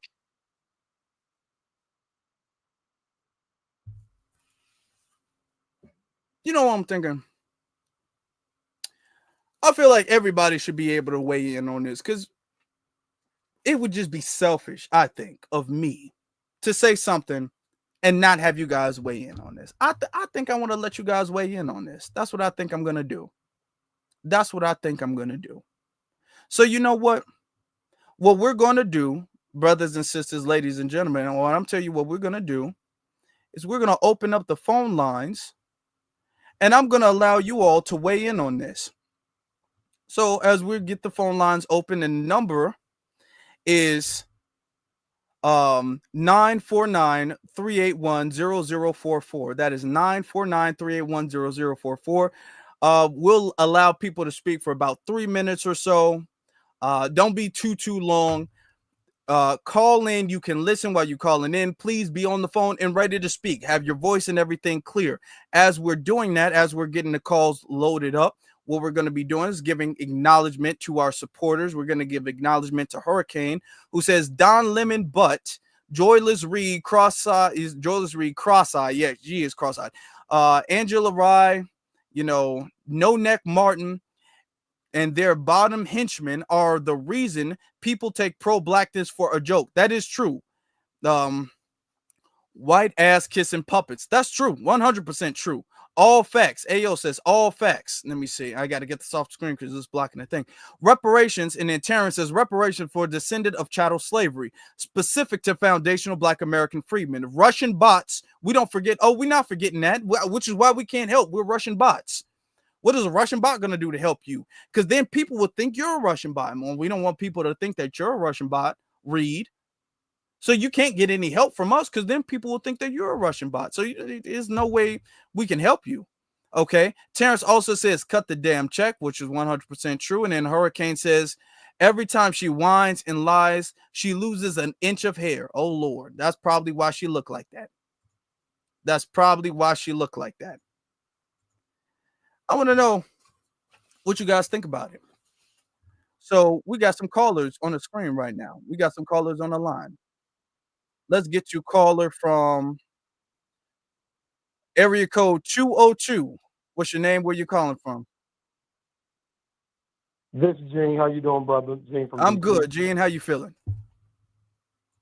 I'm feeling good. I can't believe that Big Bird decided to step out the bird coop to spew his victory off of us, the very same people that he claiming the bill that he support, that we haven't heard of, and it's 37 damn years old, and we didn't hear about it until they wanted to use it to weaponize it against us. And then he's going to talk about our ancestors. You are a fat fucking joke. Excuse my language. And Joy Reid, I don't feel a tad bit sorry for her because she stood on 10 toes when it comes down to demonizing us and helping support the bill to get the pass for the Asians. But at the very same time, she refused to mention Diane Yatmouth and Juju Chain. She didn't mention none of them. None of them whatsoever. But yet she went out her way to try to stab us in the back. I don't feel sorry for her. As a matter of fact, I need to call Tori and Rain and get one of those mugs and a shirt because I feel nothing. And I'll land my plane. Hey, I respect that. Shout out to Tori. That's 100% true. Not only, and I want the worst part about that is not only did that help the Asians who are not nearly discriminated to the degree we are, not only did that not help them, but the narrative began with us as the villains. I want you to understand, they got their hate crime bill off of Black folk being the villains attacking them. Because we as the black folk, especially in New York, we were the ones being called out for our anti-Asian hate. It was us, and it was us who was told, hey, we got to treat them better. So we not only our plight, but we became the villains to help them who already don't need it, but get additional protection. And ain't none of that ever happened with us. Okay, all right. And we supposed to be sorry for you. Why don't you ask the Asian community how sorry they feel? Because they should feel very sorry. They should feel upset because you helped them out a lot. Didn't help us none, but you helped them out a lot. Caller from area code 501. You're on live. What's your name? Where you calling from? Hello? Yeah, what's your name? Where you calling from? Can you hear me? Yeah, I hear you. Hey, this is JC. I'm calling from Little Rock, Arkansas. What's on your mind, brother? And yeah, I just wanted to say with the Joy Reid deal, it's been a long time coming. It was a crappy show. And had it been a foundational Black American woman in that position, in my opinion, she would have left with grace and dignity with her head held high. And I'm going to land my plane right there. I agree. Yeah. Thank you, brother. Yes, sir. That's all I wanted to say. All right. All right. Appreciate you. And that's true, man. If you're gonna get fired, don't be out here sitting up there. Don't do that. That's a bad look. That's a very bad look. Don't do that now. Come on. We have some dignity. Caller from area code 51571. You're on live. What is your name and where you calling from? Hey, yo, peace to the fam, man. It's Ayo, man. Yo, brother, what's B1 on your all mind, day. brother? Man, my father damn near disowned me yesterday for laughing at Joy Reid getting fired, man. I'm over there hanging out with the family, me and my kids. It's funny to me, man. Like she been talking all that craziness, man. Like it's hilarious, bro. Like we know how these shields work. You know, I've been trying to talk to my father. You know, he one of them baby boomer type dudes, man. He military. You know, living off the government. You know, they taking care of him. I'm blessed. I'm grateful. You know what I'm saying? I ain't hating, but it's just funny how you try to educate the older heads on how we struggling right now. Like we don't have the benefits. You know, they ain't leaving nothing behind for us, man. Like everything they got, you know, they over there living lovely, but they don't see how times have changed and how politics has changed everything too, and how the whole immigration thing really affects their children and their grandchildren. So trying to have a little talk with my pops and the whole Joy Reid thing, how Joy Reid was always talking about, you know, the LGBTQ and the whole you know, the whole immigrant thing, man. And when she went on the Becky's, you know what I'm saying? That's what got her canceled, man. When she started attacking all them W peoples, you know, they said enough is enough. And then when she made fun of Trump getting shot and she made a mockery of that joint, man, I knew she was done. I knew she was done when that joint happened. So I ain't mad about it at all. You know, I'm laughing at it, but it is what it is, man. The tools get broken, man. You know, I appreciate that land right there, bro. Be easy. Thank you, brother. I want you to understand. Let's let people know something. Do we just dislike people? Do we get mad? And if you don't say what we want you to say, are we a cult? And if you don't say what we want you to say, we get mad at we get happy at your demise. We get mad at you when we don't want you to be successful. No. Now you don't have to agree with us. You don't have to like what we like. You don't have to roll how we roll. You don't have to move how we move. Okay. Everybody's entitled to their own opinions. We respect that. That's not the problem. What the problem is not the fact that she didn't move how we moved, is the fact that we're out here trying to move some way and she's becoming an impediment on us. She's becoming an obstacle for us. Okay. She's using the MSNBC platform to get in the way and to block what we have going on. Okay. That's the problem. Not that she don't agree. Not that she's not with us. It's the fact that she's against us. We trying to go this way, and she's putting barriers in the way to block us, trying to tell people that FBA is Russian bots and y'all shouldn't listen to them, and Kamala Harris is a black woman and all of that stuff. She's becoming an impediment to black liberation. This is why it's good, okay? It's not that, oh, you just happy that people. No. No, we're not happy that people get fired. We're happy she got fired because she's an obstacle to our success. So that's why, yes, that's why. Caller from area code 304. You're on live. What's your name? Where you calling from? Good evening, Afro. This is Miss Nisi, Charleston, West Virginia. Miss Baby Nisi, boomer. how you doing? I'm doing fine. And I knew you was going to beep right when I was looking for this one particular scripture. But I will say this. Jobless, joyless, you are now reaping what you have sown. Destruction, lies, bullshit, more lies. But you got out of line talking sideways to white women. Regardless of political parties, you don't get uppity with white women. Don't you know? Well, they showed you now, didn't they? Mm-hmm. That's true. You know what's and the way it was done, say again? You know what's something interesting about that is that notice Joy Reid's fate is very, very similar to somebody else's fate, another tether's fate. You know, Joy Reid's fate is very similar to Candace Owens. Now, yes, Joy Reid, she talked all that disrespectful nonsense about foundational Black Americans. Remember, she talked about us. She talked about anybody who didn't support. She talked about us like dogs, the same way Candace Owens would talk about us like dogs. But the second they got too comfortable, because they tethers, they don't understand. They got too comfortable and they stepped outside of their little lane. Their lane is to attack us as FBA. Candace Owens, she started weighing in on Israel and the whole situation going on with that. And she got the boot. She got her pink slip. Joy Reid, you started talking to other groups of people. Now, you could talk to us all types of disrespectful. You started talking to other people. They were like, nah. You started, like our brother Ayo said, making fun of Trump getting shot and all of that stuff. You stepping out of bounds, young black lady. Or young, I say young. You just like her and Candace Owens. You can talk about FBA, but see, you're stepping out of your bounds, so we just gonna have to let you go. Same fate. Yeah. But keep going. Yeah, go but ahead. I would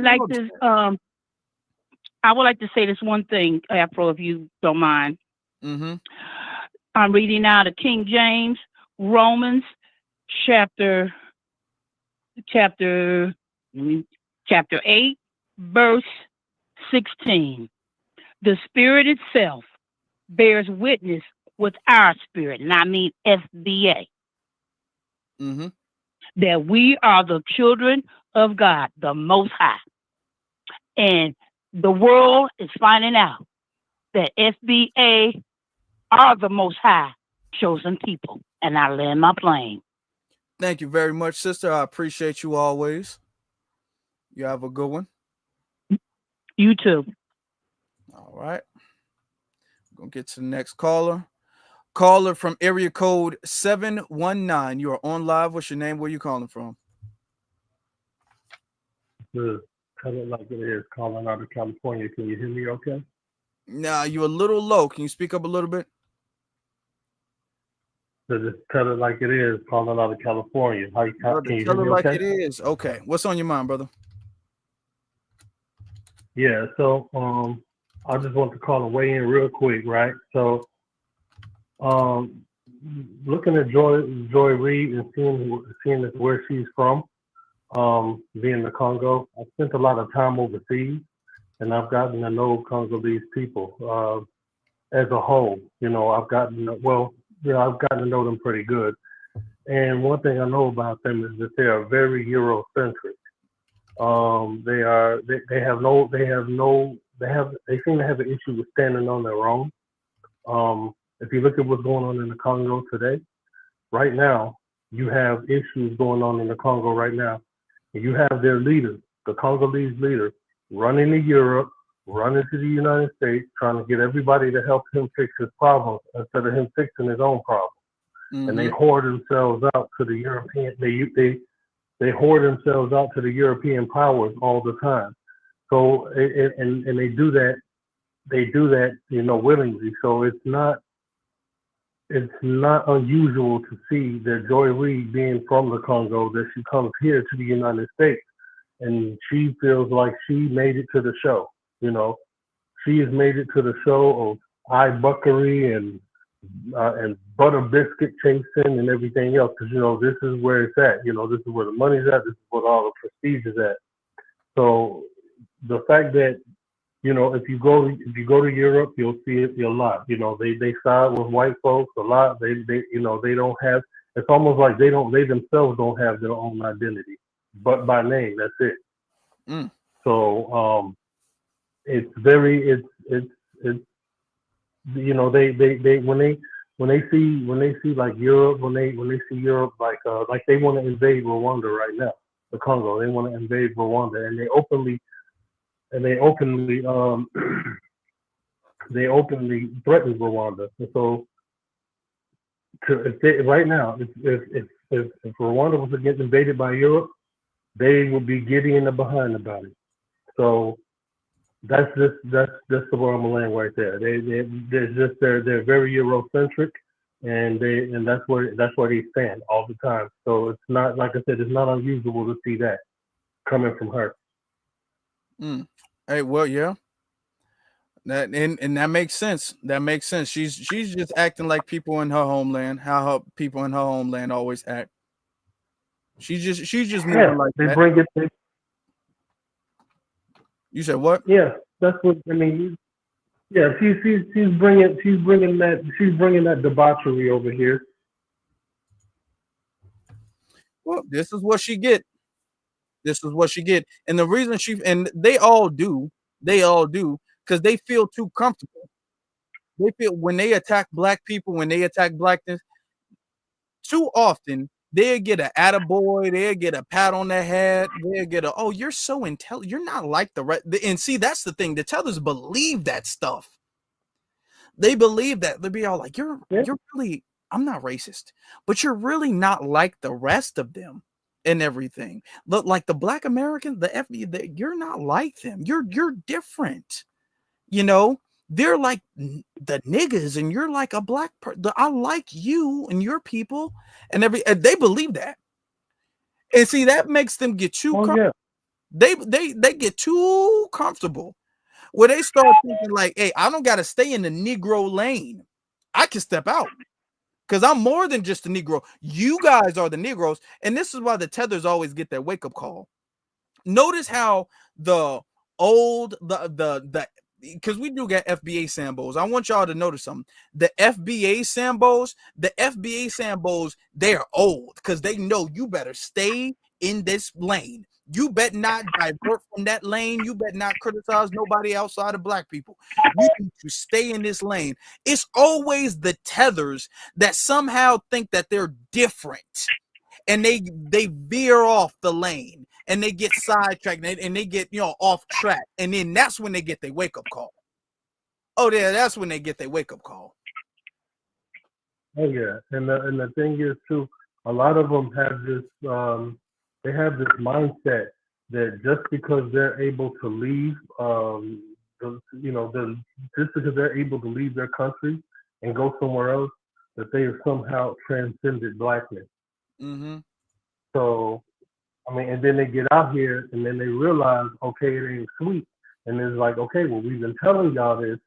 Don't think this because, these people allowed you to come into their country that you're gonna just all of a sudden you're gonna be able to just drop everything about you. They still look at you. I mean, it's just like you just a Negro with a fancy show. That's it.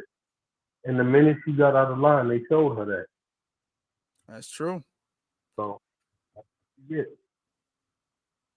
that's very true. Hey, and thank you for that. Yeah, that's true. And this is why y'all homelands look like that. This is why y'all homelands look in shambles. And y'all want to tell us that it's the government. No, it's not the government. It's the culture of the people there. That's what I've been saying. Because our government is not any less corrupt than anybody else's government, but the culture of the people only allow the government to get away with so much. The thing is that we just don't allow the government to get away with that. Y'all allow the government to get away because y'all just want to leave. Y'all don't want to fight it. Y'all would rather either live in that or leave. We not like that. So that's why. Right. And look at. No, go ahead. Go ahead. No, I was finished. That's why. That's exactly why. Oh, my thing is this. Look at what they allowed to happen to Patrice Lumumba. They didn't protect that brother. He was fighting on their behalf. And that was one of their countrymen. And they allowed that to happen. They allowed him to be taken by the European powers, and they offed him. They stepped out of the way and they let him through and let them harm that brother. You know what I'm saying? And so, so I mean, me personally, I feel like they make their own problems. That's true. That's true. That's very true. So that's all I say. Thank you, brother. Appreciate that. That's how brother tell it like it is. That's 100% facts right there. Let me get to the next caller. Caller from area code 251. You're on live. What is your name and where are you calling from? Hello, this is Thomas from Atmore, Alabama, and I'm so happy to talk to you. I really appreciate your show. I'm sorry, your broadcast. Forgive me. I appreciate what you tell. You're giving us good information. And the one thing I've noticed, I'm 63 years old now, and I've noticed that we don't have any representation in any mainstream media. No one represents us either on the left side or the right in politics or in the media. They support everybody else but us. But one good thing, we have you and Professor Black Truth and Jason Black and all these other guys, Tariq Nasheed, and they're putting out the truth, putting out our side, and our side is always squashed by the media. They don't care about our side. That's true. That is true. Not only do we not have the support, and that's why I appreciate you guys so much.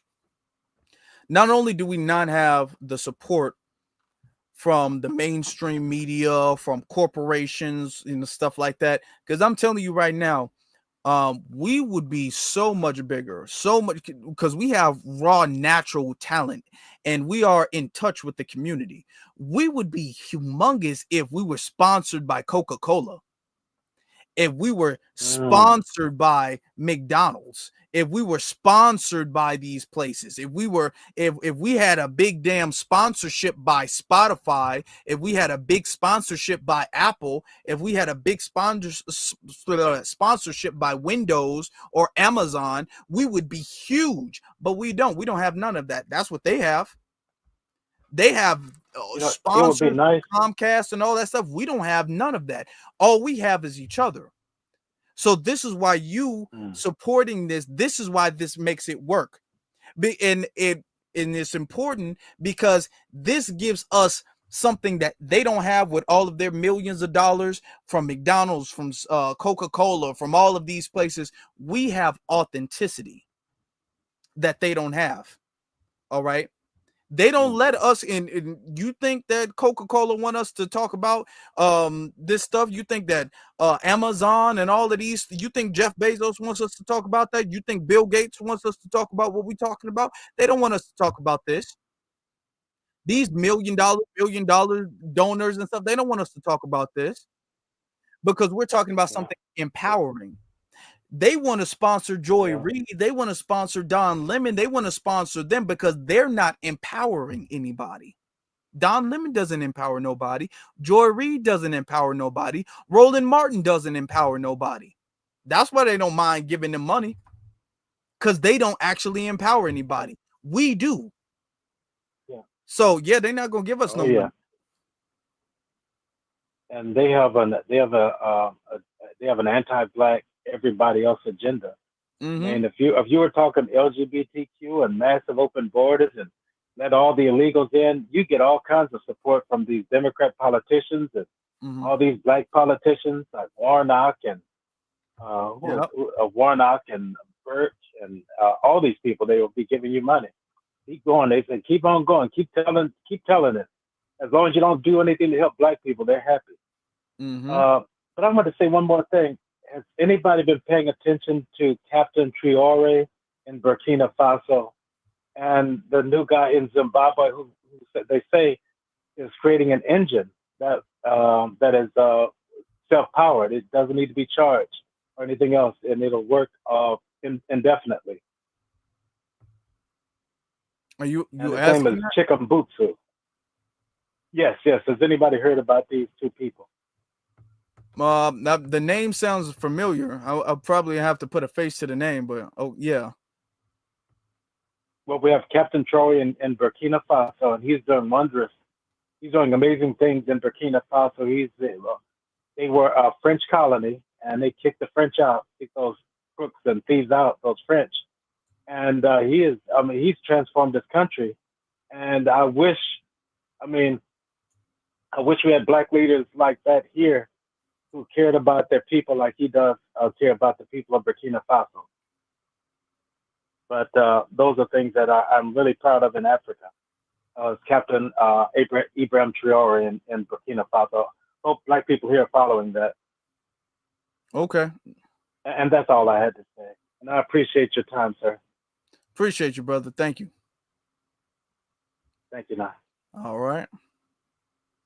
I'm gonna have to look into that. That's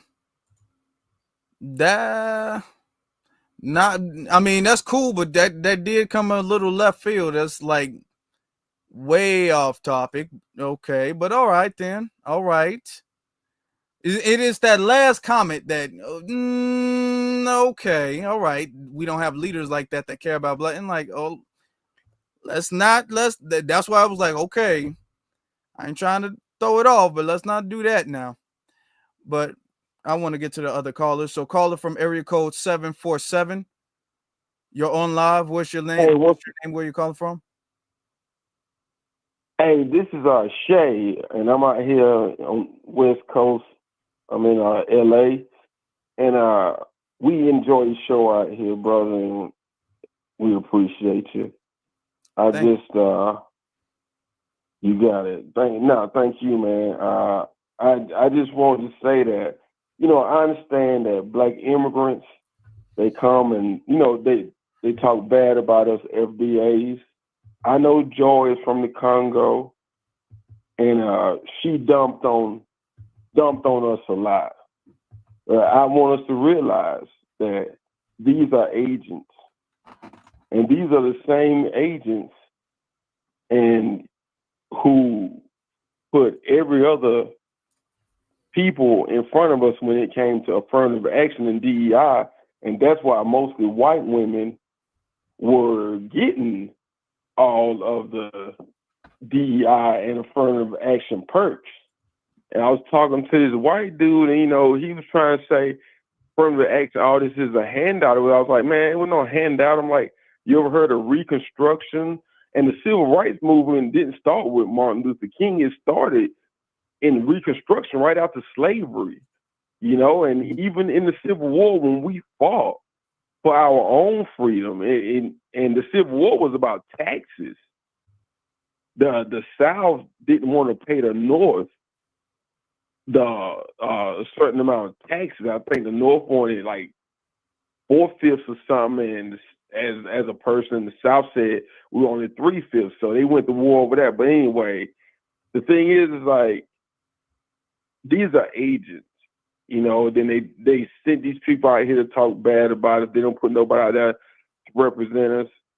And so I just think we need to kind of remember that. And these same agents are the ones, the guy over there in the Congo, where Joy Reid comes from, and like he's about to get killed. He understands that, so he's trying to make a deal for protection if he can get a resource deal with America or people in Europe. But I'm like, these are the Europeans who are doing this to your country through Rwanda. Just like they just found out that the USA was financing Boko Haram, who kidnapped and raped hundreds of Nigerians. They killed thousands of the men. They turned them into like all kind of terrorists, everything else. And this was all funded, you know, like they gave them hundreds of millions of dollars when USA went to this group, and like nobody's really saying too much about it. And so it's like, I understand these people dump on us, and we do have to look out for ourselves at this point, you know, and the world needs to stop coming to us like all these other immigrants. I'm worried you're not helping now. Look, you know, we got our own issues, and you guys never seem to help. Whenever something happens, you walk off, you talk bad, you say, oh, glad it's not us, and then you laugh and everything else. So, yeah, we've gotten tired of that. But at the same time, you know, we do need to recognize that Joy Reid is an agent, Martin, all those guys are agents, and so that's really about it. I'll give somebody else time to talk. And Ibrahim Traore is from Burkina Faso, and he threw out all the French like military because they were funding the terrorists who were attacking his country in Africa that's called Burkina Faso. So he's been in the news a lot. But anyway, man, thank you for the show, and thank you for letting me say my piece. Thank you, brother. Appreciate you, Jay. Thank you. Yep. Peace. All right. Next caller, we will get caller from area code 510. You're on live. What is your name and where are you calling from? Brother Elite, I am a long-time listener, first-time caller. My name is Malik Muhammad. I'm calling from Oaktown, California, home of the Black Panthers. And this is a great subject matter you're speaking on, and I'm going to stick to it and be quick about it. With the work that I do, my audience is broad. I've been asked this question about Joy Reid, and I'm not here. I'm not happy with the fact that she lost her job. I mean, it happens. But what I want our people to focus on is that something that I taught as a kid in West Oakland under the Panthers, Junior Panthers, under the teaching of the late, great Dr. Huey P. Newton, right in my home of West Oakland. When you don't own nothing, brothers and sisters, you don't control anything. When you don't own anything, brothers and sisters, you don't control anything. Your nameplate can be on the door of your office. That nameplate can be slid out and another one slid back in because you just happen to hold that position in that particular company. But when we don't own anything, we don't have any control. And the problem that I have, because you guys have covered everything, the problem that I have is that, and Malcolm gave this speech in Berkeley in 1964, right out. Berkeley is a little small city right outside my home city of Oakland. He said, Black people's biggest problem is going to be three things. We follow anyone, we listen to anyone, and anyone can be a leader in the Black community. All they have to do is sound good, halfway look good, tug at our hearts, tug at our feelings, tug at our emotions, and that's all it takes. I call them the gatekeepers. The problem that I have with the gatekeepers that sit behind these microphones and cameras in these studios that's owned by white people is that they are always pushing the fear, the race baiting, but you never see any one of them taking their monies and saying, what can we do to push what we call the Black agenda forward? Ricky Smiley, take $1 million. Steve Harvey, take $1 million. You know what I mean? These are the people that you all listen to, but we have an accountability problem in the Black community.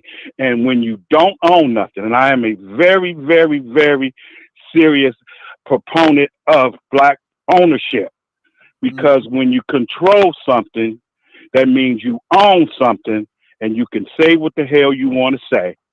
And you don't have to worry about here today, i.e. Joy Reid, gone tomorrow. Very quick story. I don't know how many local listeners here from the Bay Area, especially in California, remember a exclusively Black-owned television station called Soul Beat under the late, great Chuck Johnson. When Soul Beat first started, we used to laugh and sniggle and giggle because the equipment wasn't par up to date. But then once we realized, brother, how important having an independently black-owned station right here in Oakland was, we got on board. But unfortunately, the late, great Chuck Johnson died, and we couldn't keep that station around. In closing, brothers and sisters, black people, when you don't own anything, I don't care who you are, who you work for, what name is on the desk of that company, what the name of that show, Al Sharpton, MSNBC. You don't own the studio, you don't own the building, you don't own the camera, you don't own the microphone, and brothers and sisters, you don't even own the chair. Peace, love, and light. Black power. Appreciate you, brother. Hey, this is why what we do here is so important. What we do here. This is why we need independent stuff. And the thing is that we can do it, but what agenda? The reason why you guys are here is not because you guys don't have anywhere else to be. The reason why you guys are subscribed to this YouTube channel is not because you guys don't have any other channels on YouTube you can subscribe to. It's not because you guys don't have anybody else you can listen to. It's not because you don't have anything else you could be doing. The reason why you guys are here is because you guys feel and know my authenticity. Okay. The reason why you guys are here for me is because I'm here for you. That's why. Because I'm here for the community. That's why. And this is what garners the support from the grassroots. When you get what you give, okay? If you want to, you got to give. It's a cycle, okay? You guys are supporting me because you guys know what I'm doing is supporting you all. That's why it's a reciprocal relationship. The reason why Joy Reid, Don Lemon, Roland Martin, the reason why they need those sponsors is because they don't give to the community. They don't. They say they do, they don't. They give to the Democrats and the Democrat agenda. That's why they need them for sponsorship. We don't, I'm not asking for MSNBC, Comcast, Viacom, or anybody else for that, because I already know I'm not giving to them in their agenda. I'm giving to us in our agenda. So he's very correct with that. Well, let's continue with the callers. Caller from area code 202. What's on your mind, brother?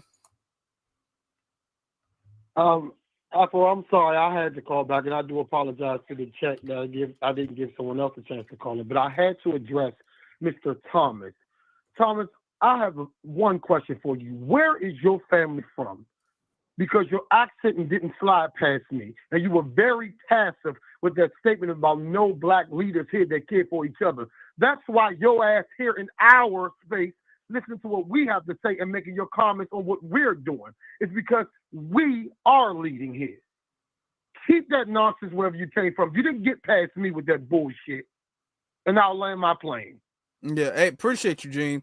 Look, notice like he said it right when he got off. And the only reason why I didn't say nothing because I had other callers on the line and I don't want to keep them waiting all night. But I'm all like, okay, I know you kind of said that he said that and he jumped off real quick, didn't he? I'm like, okay, Thomas, all right now. You know, and here's my thing. I will give credit where credit is due. If we got brothers and sisters in Africa, if they making something work, if they getting something popped off, I will give them their credit. I don't mind giving somebody their credit even if they not FBA. I'm not like that. My thing is do something though. Don't start to do something. And I'll give you your credit. I ain't gonna overgive anything. Okay. See, that's the thing that we've been having for too long. We've been giving too much credit. Okay. I'm gonna give you your credit for finished results. How about that? We give you credit for finished results. We starting something and now we sit up there. Now we got to look down on ourselves because y'all doing no. Make something pop off first, and then we can see that then. Because y'all ain't got it like we got it still. So we ain't gonna give y'all credit. We ain't gonna give y'all more than what y'all deserve. Okay, come back with finished results, and then we'll talk about some credit then. How about that? How about we do it that way? Caller from area code. Got to press the button first. Caller from area code 267. You're on live. What's your name? Where you calling from? Hey, Afro, this is Curtis in Philadelphia. Curtis from Philly, what's on your mind, brother? How you doing? Yeah, I just want to say, like I said, keep up the good work. And another thing I want to say, I mean, everyone who's over 60, you is talking to a whole new generation. It's like we know that we own stuff, but if we've been sabotaged ever since these Europeans got here, and other people have been in economic power, you understand?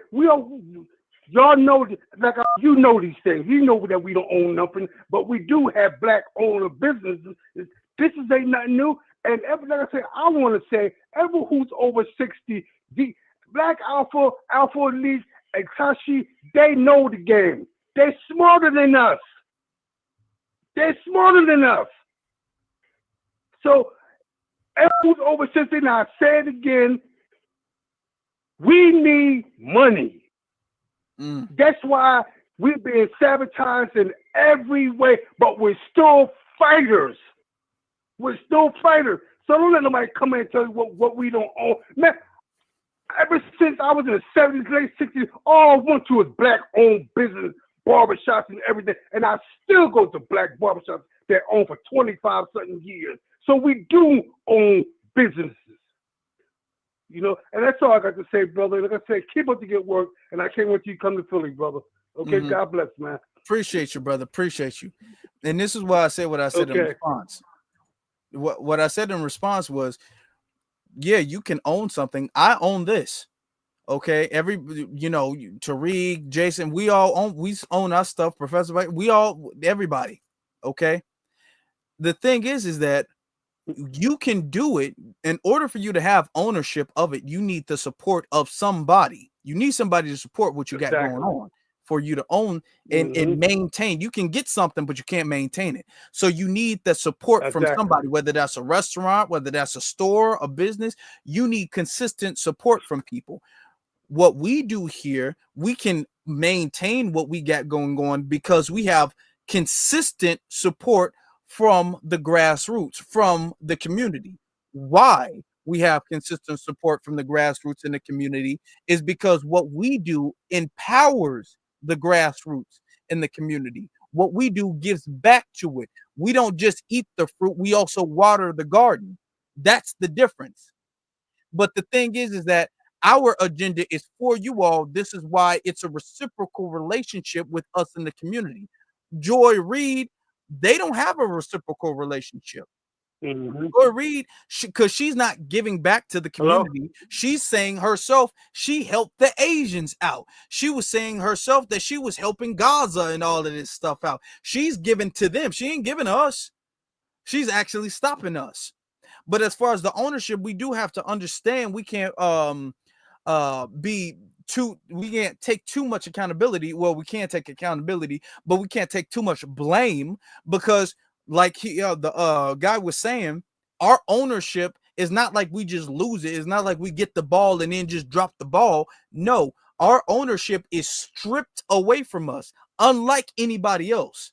Their ownership is not taken from them. That's the difference. We always got first off, it's harder for us to get anything. And then when we get it, we always got to deal with people trying to take that away from us. Always being overfined and eminent domain. We got stuff like that happening to us exclusively. So when we have the conversation about ownership, we have to have it from a balanced point of view. We can't have it from we shouldn't take no accountability, but we also can't have it from we are only to blame. We got to have it from a balanced point of view. But thank you. I appreciate that. That's very correct. That's very correct. Let's get to our next caller. Caller from area code 615. You're on live. What's your name? Where you calling from? Hi, this is Angelica Lena calling from Nashville, Tennessee. How are you? I'm good. How are you? I'm well. Can you hear me okay? Yeah, I hear you fine. You're good. Okay, good. I just wanted to say that when Joy Reid was giving her little thing where she thought she was tugging at our heartstrings, and she said that she said that she went on and on about everybody except for us and the people of our lineage. She had all this sympathy, and she talked about the babies of, I don't like babies being bombed in Gaza, and no one likes that. No one likes that. No one feels good about that. But where's the sympathy and the tears for our babies who were murdered in Philadelphia with the MOVE organization? What about our babies who were bombed in Tulsa, Oklahoma during the race riots where there were bombs dropped? And we still have two of our elders who are still alive and still holding on, working to get justice for themselves. And they were babies when Tulsa happened. They were babies. And our babies that were murdered, that when the 16th Street Baptist church bombing occurred and our babies were murdered. Where's the tears for our babies? And so, we don't get tears because we're Russian bots. Actually, we're not a lineage of people who have suffered greatly. We're just Russian bots. So I just wanted to just say that and leave it there. That's true. That's a good point. Not only that, even when we talk about recent events, we got white supremacists literally with assault rifles running into grocery stores, trying to just execute and lynch as many black people as possible, running into churches. You got the Dylan Roofs and the Peyton Gendrons and the Ryan Palmetters out here in the world. We don't get no hate crime, no. She didn't use her platform to push the narrative to the Democrats that, hey, maybe a hate crime bill specifically for the main group of people who face hate crimes, maybe that's necessary. But she sent up there, I'm talking about crying, not just a tear or two. I'm talking about ugly crying where she need a napkin and everything. She can barely talk through her tears about something that's happening in Gaza. Something that's happening over there, which, like you just explained, nobody wishes any harm to happen to anybody's baby. Nobody wishes that. Okay. But it's about time that the people who are supposed to be the black voices start putting black people in their priority. It's about time, because you're not crying over stuff happening over here. You're crying over stuff happening over there. You're willing to take the risk to get fired advocating for other people across the seas who would never advocate for you, who would never do that. And mark my words, and I want to say this, I want this to be abundantly clear. If they ever do a ceasefire or whatever the case is, all of the Palestinian allies that y'all think we have, we will not have that no more. They will go back to ignoring black people like they kind of doing right now, to be honest. Right, exactly. And I'll just say this and leave it here. I had not seen that part. Now, I had seen the thing about when she was calling us Russian bots, and anybody who says they're ADOS or FBA and they ask for tangibles, those are Russian bots. I had seen that one. I've seen a lot of her other garbage too. I had not seen the one about the Asian hate. I had not seen that one. That one really hit me. I'm like, oh, okay. I knew she was a clown and I knew she was terrible, but I had not seen that. So thank you for presenting that, Afro. I hadn't seen that. I'm like, oh, whoa, okay. Okay, so I'll just leave there. But thank you for presenting that, because I do believe that is the first time I had seen that one. I'm like, oh. But Yep. Thank you. I'll leave it there. Black first. Black first, sister. Thank you for your call. Thank you. I Good night. appreciate you. Have a good night. Before we get to the rest of the calls, let me give a quick shout out to the community, the grassroots. Okay, shout out to Charles for the Cash App, and shout out to Cyberdime for the Cash App as well too. We got some other super chats we got to acknowledge. Brother Dave says lineage first. Appreciate you, Dave. Then we got Tom Slick says talk about it, Elite. I'm talking about we going here tonight. We talking about it. All right. And I really do enjoy the calls. I really do because it just feels so family-esque. It feels so community bonding You know, it just really does to me. It really does. Shout out to TW, sends a whole $100 super chat, says, I was moved. It takes the community to support. It does. It does. Otherwise, I mean, what is me? Let's be honest. And I do want to get to the other callers, and thank you very much for that. I can buy a microphone, I can buy a laptop, I can buy lights, and I can buy a camera, a webcam, or whatever the case is. I would just be talking to a laptop. But this is not just me talking to a laptop or me talking to a camera, me talking in a microphone. It would mean nothing if you guys weren't here. It would absolutely mean nothing.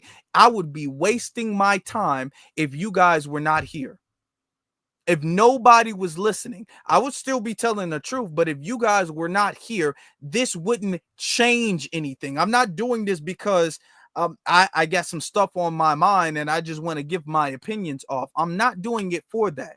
I do have opinions and I do have things on my mind, but all of this, what we have here going on, that's not because I just want to get some stuff off my chest. This is because this is the beginning of things that will change things in the future. This is the beginning of a change, and this change cannot happen with me as an individual doing what I'm doing by myself. This change has to happen with all of us together, locked in. That's why I had you guys put that lock emoji in there. I want you guys to think that's more than just a like on YouTube. That's more than just hitting that subscribe button. That is us together doing something that creates a change. This is why I opened up the phone lines, because I want it to be just not me saying what I have to say and then logging off. I want us together to resonate together, to be locked in together, because this is the beginning of that change.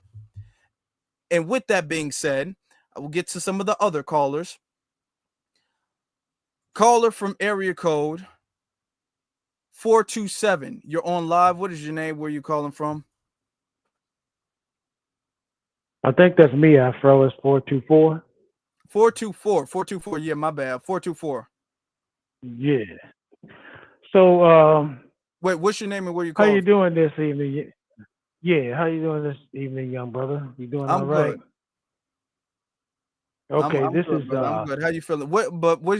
So we know what's your name and where you calling from? Yeah, this is Dominique. I'm Long Beach, California. I'm social media superhero in the chat. And shout out to everybody in the chat, my FBA family in the chat. Love all of y'all. And I just came on here to spread a message of encouragement again to everybody. Remember, always remember, we are winning. That's why they're so pissed off, because we're winning. And we have had enough of this rancid, rotten, anti-Black American media that has been around for decades. We're sick of it. We've had enough of it. All the dominoes are falling one by one. All these tethers, all these Democrat shields, all these affected WSs, they all gonna fall. I'm telling you, we're gonna get our reparations and we're gonna get our respect. And that's gonna happen. Now, I want to tell the tethers to look at it on the bright side. Okay? To Joy Reid, I would say that her being fired doesn't have to all be negative. Now she has a lot more time to go catch her hairline, because it's been running away from her for the last several years. Maybe she can find out where it's running to and get it back. That receding hairline. And to Roly-Poly Martin, I would say look at it on the bright side. The Democratic funding has been cut off, but maybe that's a good thing for you, because now you have less money to eat the pot pies and glazed donuts, and maybe you can get in shape and get rid of that big old belly you got. So, yeah. So everybody in the chat left, but we good, y'all. Don't worry about that. You do. Yeah. So we good, everybody. Don't worry about it. We winning this. We're going to win. We're going to get our reparations. And all these people are getting what's coming to them right now. And that's why they're so salty. And that's why they're so mad. Big shout out, big salute to you, young brother. Keep doing what you're doing. I love tuning in to you. You're always on point. You know what you're talking about. Just keep doing it. And everybody, we just going to keep on supporting these brothers who's out front. We're going to keep giving y'all layups. We're going to keep on making y'all flourish. We're going to make y'all thrive, okay? So everybody in the chat, shout out to y'all, man. I love the guys in the chat, man. I'll be back in there with y'all in a minute. So I'm going to land my plane right there, and everybody have a good night. Hey, good night, brother. Thank you, brother. And that's very true. I mean, that they got that time on their hands. If she might need to go to Turkey to get herself, I think they do the hairline transplants in Turkey. She might need to go to Turkey. She got some time on her hands. You know, hopefully that final check gonna be good. Hopefully she been saving her money or whatever. I hope she don't think that she gonna be able to get a nice studio and start a podcast. I hope she don't think she gonna be able to do that. I just hope she wrap it up. I don't think she will, but I don't think she will. But yeah, we winning. We're definitely winning. And I want to say something before I get to the other caller. I want to say something. We're not happy to see the demise of people. We're not negative people. We're not hateful people. We're not evil people. Okay. But we understand that what we do is very important. And what we talk about is very important. And that any and every person who speaks against what we're talking about, you're working literally for the oppressor class. You're working for the system of white supremacy, whether you're doing that for the Republicans and you saying that we don't deserve reparations, or you doing that for the Democrats and you saying that we don't deserve reparations. Either one, you working against us getting reparations. You're working against our progress. So I'm gonna be honest. Some people like, well, you know, I'm not happy she gone. I am, because you're an op to me. And when my ops get canned, I'm happy for it. I'm gonna be very honest with you. If I'm mean for saying it, and I guess I'm just mean for saying that, but I am, because you're in opposition to the success and the prosperity of black people. So I am.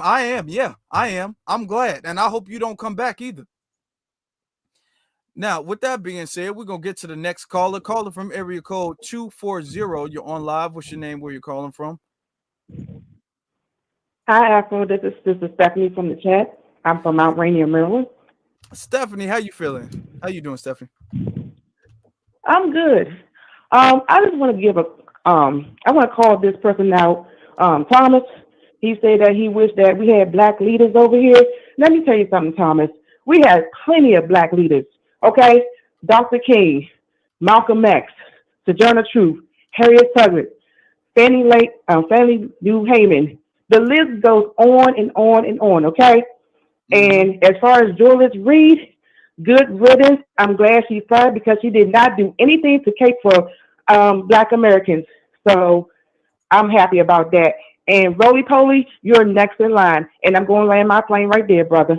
Appreciate you, Stephanie. I sincerely do. And you know, the thing is that when you want to talk about what we do, one of the things that I don't like is that it seems like anytime you want to give Africa credit, it's always in like a way of shading us. You know what I'm saying? Because he could have said, first off, it was off subject. It was, because we ain't talking about that. It was off subject, and then he said it in a way, in a very passive aggressive way. Like, I wish y'all was doing that. You wish we was doing what is anybody else doing that we not doing over here? You bringing up an engine, which is great. We got black inventors. We've been had black inventors. Okay. You want us, they need to be catching up. Let's be very clear. Everybody else in the diaspora, and I do mean everybody in the diaspora, is playing catch up to foundational Black Americans. Let's be very clear with that. I'm talking about as far as inventions, as far as leaders, as far as activists, as far as scientists, as far as y'all all playing catch up. Don't do one thing and then act like we sitting up there following behind y'all, or y'all doing something that we ain't been doing. Y'all playing catch up, okay? Y'all shoot a 3-pointer and y'all act like y'all some big stuff. Y'all behind 20 points. Okay, y'all think because we behind y'all winning the race? No, we a few laps ahead of y'all. That's the problem. But you 100% right, Stephanie. All of them playing catch up. Let's be very clear. Let's be very clear. We're gonna get to the next caller. Caller from area code 773. What's your name and where you calling from? Afro, it's Hurricane. I'm calling from St. Louis. Hurricane, how you doing? You calling from St. Louis? What you I'm doing, good. brother? How are you? You out on vacation, ain't you? No, actually, I moved out to Chicago for work. Oh, okay. So, okay. What's on your mind, brother? 3 points I have to make. The first point is about Joy Reid. I'm celebrating her entry into the Broken Tool Club. And I want to say goodbye, Joyless. We will not miss you. You are a poison on the community. All the anti-Black stuff you did to us. No, she was one of the main reasons why I decided to protest against the Democrats this election. And like another caller said earlier, I didn't even know about her stance on the Asian hate crime smear that they did against us too. So that's solidified my decision, and I don't regret it at all. And then point number 2, that one caller talking about Burkina Faso who really irritated me, which was one of the main reasons I called in. I'm just gonna say this, because you pretty much said, you pretty much echoed the points that I was thinking about making. He said it beautifully.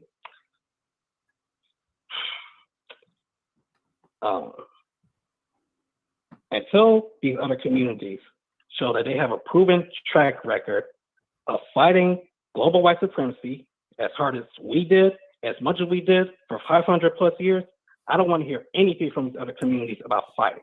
About, I wish Black people were like this. They need to be like us. Yep. And then point number 3,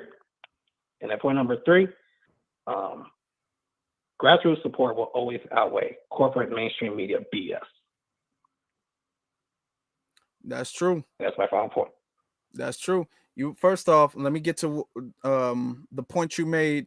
The second point you made. We have a track record that is that does not nearly get as much credit as we deserve, and that's because we've essentially been very humble people. Foundation Black Americans, we're very humble people, to be very honest with you. We really are, especially when it comes to the progress we've made globally. We're pretty humble about it. We don't do a lot of bragging about that. We really don't. But we don't get as much credit as we deserve. Honestly, we really don't, especially when it comes to how we've benefited everybody else. We don't. But if we want to compare apples to apples, for you to call in and say we should be more like somebody else, let's look at the scoreboard here. Let's look at the track record here.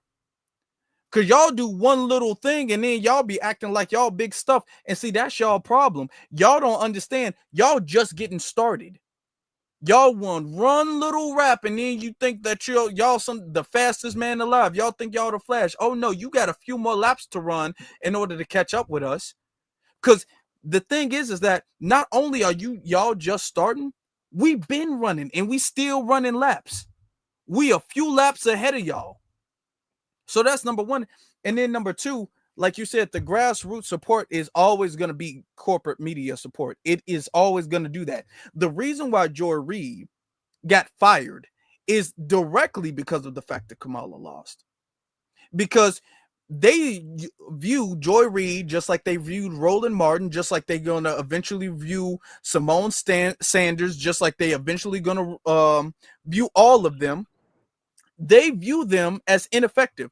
If these people were effective and they had real influence, MSNBC would want somebody with real influence on their network. If Joy Reid had real influence, they would want her on their network. They would give her, if Kamala, and let me tell you something, if Kamala won, they would give Joy Reid a raise. They would say, hey, she's that girl right there. We got to keep her. We got to keep her. But the thing is that she lost. So they all like, you know what? We looking at it. What do we have you here for? Again, you can't get the job done. Your job was to be the voice for Black people so they can get on our program. You can't do your job. We looking at your ratings. Your ratings is low. Your interactions are low. You can't do what you're here for. You're not here to say we can have white people talking about Gaza. We can have white people talking about all this. Your job is for the Blacks. If you can't get them, we're hiring you for no reason. That's why the grassroots is always going to win, because they got an agenda. And their agenda is anti-FBA. It's anti-Black. This is why this is why what we do wins, is because our agenda is righteous and consistent. We support people consistently as long as they're on the right path. This is why because corporations got to keep cycling new faces in all the time, which is why when it comes to the Black grassroots, you don't see a lot of new faces that stay. For the ones who are here that have influence, they have to be here for years in order to have any influence. You don't see really overnight celebrities in the Black grassroots. We don't allow that anymore. If you got influence in the Black grassroots, you've been here for a while. That's just how it is. Our vetting process is too long for you to be a shill, for you to be an agent. It's too long and it's too strenuous. If you've been here for, if you for real and you've been here for a minute and you got influence, that means you've been tried and tested. So that's you 100% right. The Black grassroots is going to win all the time. Yep. Anyway, that's all I have to say. B1 Afro. B1 Hurricane, I appreciate you, man. I really do, brother. That's a good brother Hurricane. We're going to get to some of these other callers. You know what? I should do something on Black inventions, Angie. I should do something on that. Because Black inventors don't get nearly as much credit as they deserve. I should do something on that. I'm going to have to look into how I would go about doing that. Caller from area code 717. You're on live. What's your name? Where are you calling from? Afro, what's going on, brother? Can you hear me? Yeah, I hear you. Yeah, this is Chris calling from Harrisburg by way of Lancaster, Pennsylvania. How you doing, brother? B1. I'm good, brother. How you feeling? Listen, I'm good. I'm gonna be real quick. I remember Dr. Claude Anderson said one time in like an interview with, I guess, Dr. Boyce Watkins, and I almost 100% agree with him on everything he's saying. That's our FBF brother. That's our warrior scholar. The only thing I disagree with Dr. Claude Anderson on is when he said that he felt like he wasted his time, doing what he did doing throughout his career. And I disagree with that. You know why? Why? Case in point is because look at our 2024 couch campaign. That right there is his legacy. That is that's Dr. John Henry Clark and Dr. Neely Full's legacy. Us FBAs doing the couch 2024 campaign. And as a result of that, look who all got canceled. Joy Reid, Candace Owens, even Fat Joe. Fat Joe resigned from the BET Awards. That's true, yeah. I mean, that's our warrior scholar. Listen, that's our warrior scholar. Dr. Claude and all of them. That's why I disagree with. Like, he said that he felt like he wasted his life doing what he's doing. You know what I say to him? No, you didn't, because look what we did. Look, we're carrying on. You know what I mean? Like Dr. John Henry Clark said, continue to plan. And you know what? And that's what we're doing right now. And as a result, look what's happening. So that's all I wanted to say, man. And because of the 2024 House campaign, all the coons and fanboys that were sucking and jobbing, they all getting canned. And guess what? They're going to keep snowballing. They're going to keep continuing. So B1 salute, brother. Mm-hmm. Salute. That B1 salute, brother. And that's 100% true. When it comes to the work of Dr. Claude Anderson, when it comes to the work of our brother Neely Fuller, sometimes, and it's unfortunate, it is sometimes a lot, the work, it takes a while to really start showing. It took a while. Okay. Dr. Claude Anderson made multiple books. You know, he was out there speaking about it, preaching about it. It took him a while. Even brother Neely Fuller Jr. It took a while. Even our sister Dr. Frances Cress Wilson. They were people beyond their time, you know. Okay, they were ahead of their time in a lot of the stuff that they were doing, and it can become very difficult for people who are ahead of their time and they out here and they feel like they're wasting time. But my brother who just called, he was 100% correct. They did not waste any time. It took a while for the fruits to start bearing. It took a while. They planted the seeds, they watered it, they made sure it was taken care of, and they didn't see no fruits at all. And they was like, damn, I guess I wasted my time. But then all of a sudden, next thing you know, you got apples and oranges and all of the fruits just start falling out the tree all of a sudden. So sometimes it does take that time, and it does.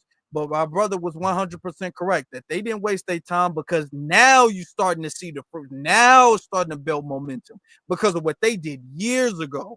You know what I'm saying? They were beyond their time. They were ahead of their time. But you know, it's coming true now. It's coming true. Let's get you caller from area code 657. You're on live. What's your name and where you calling from? Hey, what's up, Afro Elite, man? It's D from Cali, bro. Yeah, What's hey, on your first mind, off, brother? before I say what I want to say, man, hey, look, man, Neely Fuller and Dr. Claude Anderson, hey, man, they jerseys in the Raptors, man. They Hall of Famers, man. They put us on cold like a mother effer. You feel me? Them is Hall of Famers, man, in Black American history, bro, off the bat.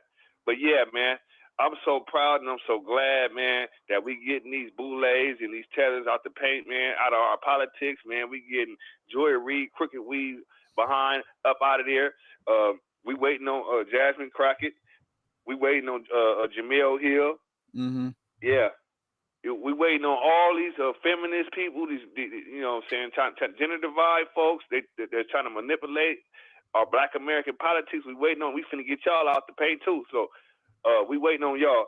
And yeah, man, we even got Godfrey now. Godfrey right now he playing double agents now, man. He's still trying to give Joe Conzo a stage to try to push back on hip hop. Right, and then Yeah, you got I Busta heard Rhymes something coming back about out there. that. I heard something about that with Godfrey. I have to like look into that. I did hear a Yeah, little man. something about But that. yeah, we getting these people out the paint, man. Neely Fuller, Dr. Claude Anderson, they Hall of Famer, man. That's D1. That's all I have to say. Thank you, brother. Thank you, brother. Appreciate that. Yeah, and that's 100%. I think we can wrap up the call. I think we had a decent amount of callers tonight. We had a decent amount of calls tonight. We've been on we've been on calls for well over an hour now. So I think that's decent. I think we'll wrap it up. I think we'll wrap it up right there. That's 100% facts. That's 100% true. Hall of Famers. And it's unfortunate that it takes this long. It is, and it does, and that's unfortunate, but we're here now. We're here now. You know, sometimes it just take that long. It does. I do got to look into the situation with Godfrey. Let me see. We're gonna get to Alpha Male Pimp Network. Says this is Chris, the last caller. Thank you. Oh yeah, shout out to you, Chris. Hey, I appreciate you, Chris. Thank you very much for that. And that's very true. That's very true. And what you're saying is 100% true.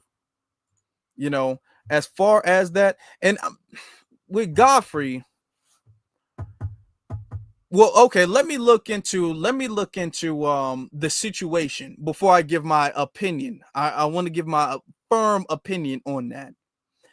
I will say this, okay? I've seen Godfrey in person. Didn't really talk to him, but I've seen Godfrey in person. I will say there has been some incidents, and this is all I'm gonna say on the situation because I don't know exactly about the situation that's going on recently. I don't know. But there's been some cause for pause moments with Godfrey. I just gotta say it. I gotta say it. There's been some moments where I've side-eyed God. I'm like, okay, all right, Godfrey. You know what I'm saying? That don't mean that I gotta agree with everybody on everything. There's a lot of people who I feel like are generally on code, and they might say some things and I'm like, I don't really see it that way, or whatever the case is. But all I'm gonna say before I really look into the situation is there's been some moments I'm all like, okay, Godfrey, I don't know. So it is. I'm not, when he said it. That's why I wasn't all like, Godfrey, what? I ain't really surprised. I ain't really surprised like that. Now Godfrey, he's been speaking out. I'm not gonna lie, he's been on code more than all of these other comedians, because Lord have mercy. I mean, when you compare Godfrey to Steve Harvey or D.L. Hughley, it's like night and day. But I'm just, I'm gonna look into it. I'm gonna see what's going on. I'm gonna see what's going on with that. Shout out to Booming Black Economy, says broadcasts like this with real brothers and sisters like Afro Elite speaking on FBA issues are growing and inspiring others. I hope so. I honestly do. Thank you very much for that. I mean, and that was a heavy super chat too. Thank you very much for that. I hope I do. I hope I do inspire others, brothers and sisters, to do not just be black first, not just put black issues first, not just stand on lineage business, but also to be a voice essentially, and to echo and push the narrative of black empowerment, and to do that, to everything I'm doing, as far as the city hall stuff, as far as legislation in the community, as far as even being a voice on social media, as far as social and political commentary. I hope I do inspire, and I hope I do lead in that sense, as an example in that sense. Not that I'm a leader, and I don't claim to be, and I'm not trying to be, but I hope I do lead in example of that. Okay, let me be very clear, because some tethers are going to be like, Afro said he's the leader of the black community. I'm not saying that, all right? But thank you for that. And then we got another one from my brother Hurricane. He said, I have one more thing to say. Thank you for demonstrating what it means to be unapologetic, unadulterated, and uncompromising. I appreciate you, brother. I really do. Because I'm doing what I can do, the best I can do. And it's because of you guys that I can do the best I can do. So I appreciate that, and the only way to do it is to be unapologetic. The only way to do that is to be unadulterated and uncompromising about it, because this is what needs to happen. This is not about me trying to get bigger. I'm gonna be honest with you. I could be a lot bigger. This channel could be a lot bigger than what it is if I could just make a few little adjustments, if I was just to water down certain things, if I was to lean more this way. I want you guys to understand the things we talk about when it comes to Trump, the things we talk about when it comes to Biden. I'm not 100% on either side. I'm only 100% on the black side. Now, if I was out here bucking my eyes and acting like white supremacy don't exist, if I was out here acting like Candace Owens or Officer Tatum, and they got big channels, big platforms, if I was acting like that, oh yeah, I would have a much bigger platform then. If I was acting like who else is, if I was acting like Don Lemon, or if I was acting like what's Mark Lamoise Hill, I would have a much bigger platform if I was on that type of page. If I wasn't talking about white supremacy, I would have a much bigger platform. If I was sitting up there pushing some type of political agenda, I would have a much bigger platform. It would be a lot bigger. Okay, I would have sponsors coming left and right and stuff. Oh yeah.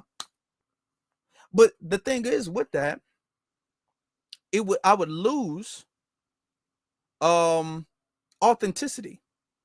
I would lose authenticity with that. You know what I'm saying? And with that, I would not see the change that I want to see. All of what I'm doing, everything I'm doing here is for ultimately a bigger change. Is because I believe that a change can come, but it has to start somewhere. It is not going to start with me just being a big profile.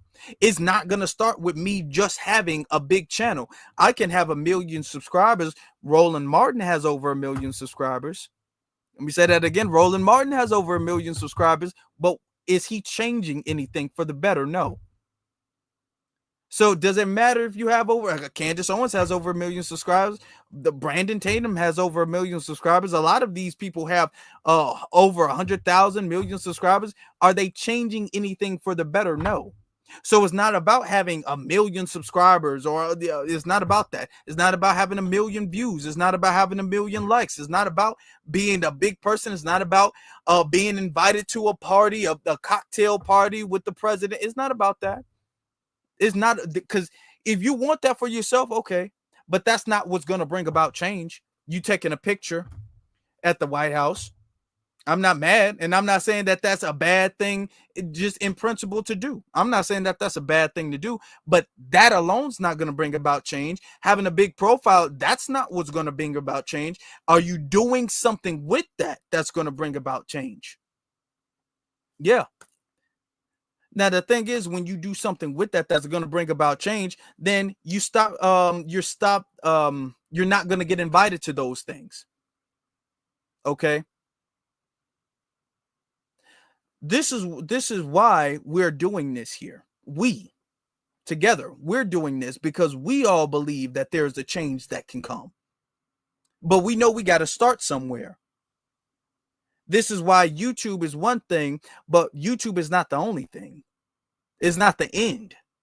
Okay. YouTube is where we talk. If you guys have noticed recently, as far as 2025, I told you that I want to start adapting the phone lines more often, because I don't want to just say something and you guys feel some type of way. I want you guys to weigh in on it. I want, whether you agree or disagree, I want us to feel, I want you guys to come here and feel like this is a community here. This is not just me as a voice talking to you guys. This is a community where we interact with each other, where you guys can say, hey, I agree with the last caller, I disagree. Now, there's going to be people who disagree, and I don't necessarily agree on everybody with everything, but we are a community, and we're going to have to learn to work together. We're going to have to learn to essentially love each other. We're going to have to learn to be locked in. That's why I'm always saying that we're going to have to learn to be locked in. This is why we are doing what we're doing. This is why Joy Reid ultimately was doomed to fail. Joy Reid was always going to fail. The same way all of them do. The same way Roland Martin was always going to fail. They were always going to fail. Joy Reid was going to fail is because Joy Reid had an assignment that she knew. She knew her assignment was not about Black people. Now, do people say, oh, well, you can care about Black people and you can care about other people too? Okay. And I guess you can say that that's true. But I would question that when I see things like this. When I see you say you need to not listen to foundational Black Americans when we talk about reparations and when we talk about immigration, when we talk about these things, you need to ignore us. We're Russian bots. Now, what I find interesting is that Joy Reid was willing to call Black issues and Black interests foreign entities and Russian bots and COINTELPRO, but you're not going to call other people's interests and other people's agenda foreign. You're not going to call them Russian bots. Now, when they talk about Asian hate crime, you didn't call none of them Russian bots. When they talked about Gaza, when they talked about the Roe v. Wade, when they talked about all of these non-Black issues, immigration, deportation, you didn't call nobody else no Russian bots when they spoke about their issues. But yet when Black people, when foundational Black Americans speak about our issues, now we're foreign agents against America. We're Russian bots when we speak about our issues. Okay. All right. So she always knew what side she was on. Now she's crying and she's crying. I'm talking about crocodile tears. She's out here crying and weeping and she's mad and don't know where to go. Yeah. Because there's no honor among thieves. Don't get robbed. Don't get upset when you get robbed. Did you guys see, if we could use a movie as an analogy, Have you guys seen the Dark Knight movie? That's the Christopher Nolan Batman movies. Okay, the second one with the Joker. You know, in the beginning of the second Dark Knight movie, there was a bank robbery. And this is very important. It was a bank robbery and everybody was robbing the bank. I guess it's a spoiler, but the movie came out like what, 10 years, over 10, what, damn near 20 years ago. So, no, not 20 years ago. It came out a long time ago. Okay, regardless. In the beginning of the Dark Knight movie, it was a bank robbery. And all of the people were robbing the bank. Remember that? And then next thing you know, they was all like, hey, I'm going to get a bigger cut if I shoot you. I shoot you. And if there was 5 people, 20 years ago, if there was 10 people robbing a bank and you split the money 10 ways, you get more money if you split it 9 ways. So they send up there looking like, hey, I get more money if I off you, I could take your cut. So one person took their cut, can't trust nobody, or can't trust no honor among thieves. They took the cut, they go to the other robber off them.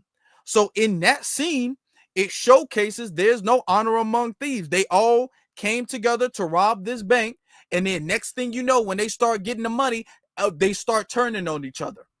And everybody's thinking about, hey, I get more money if I kill you. And if I kill you, I get more money.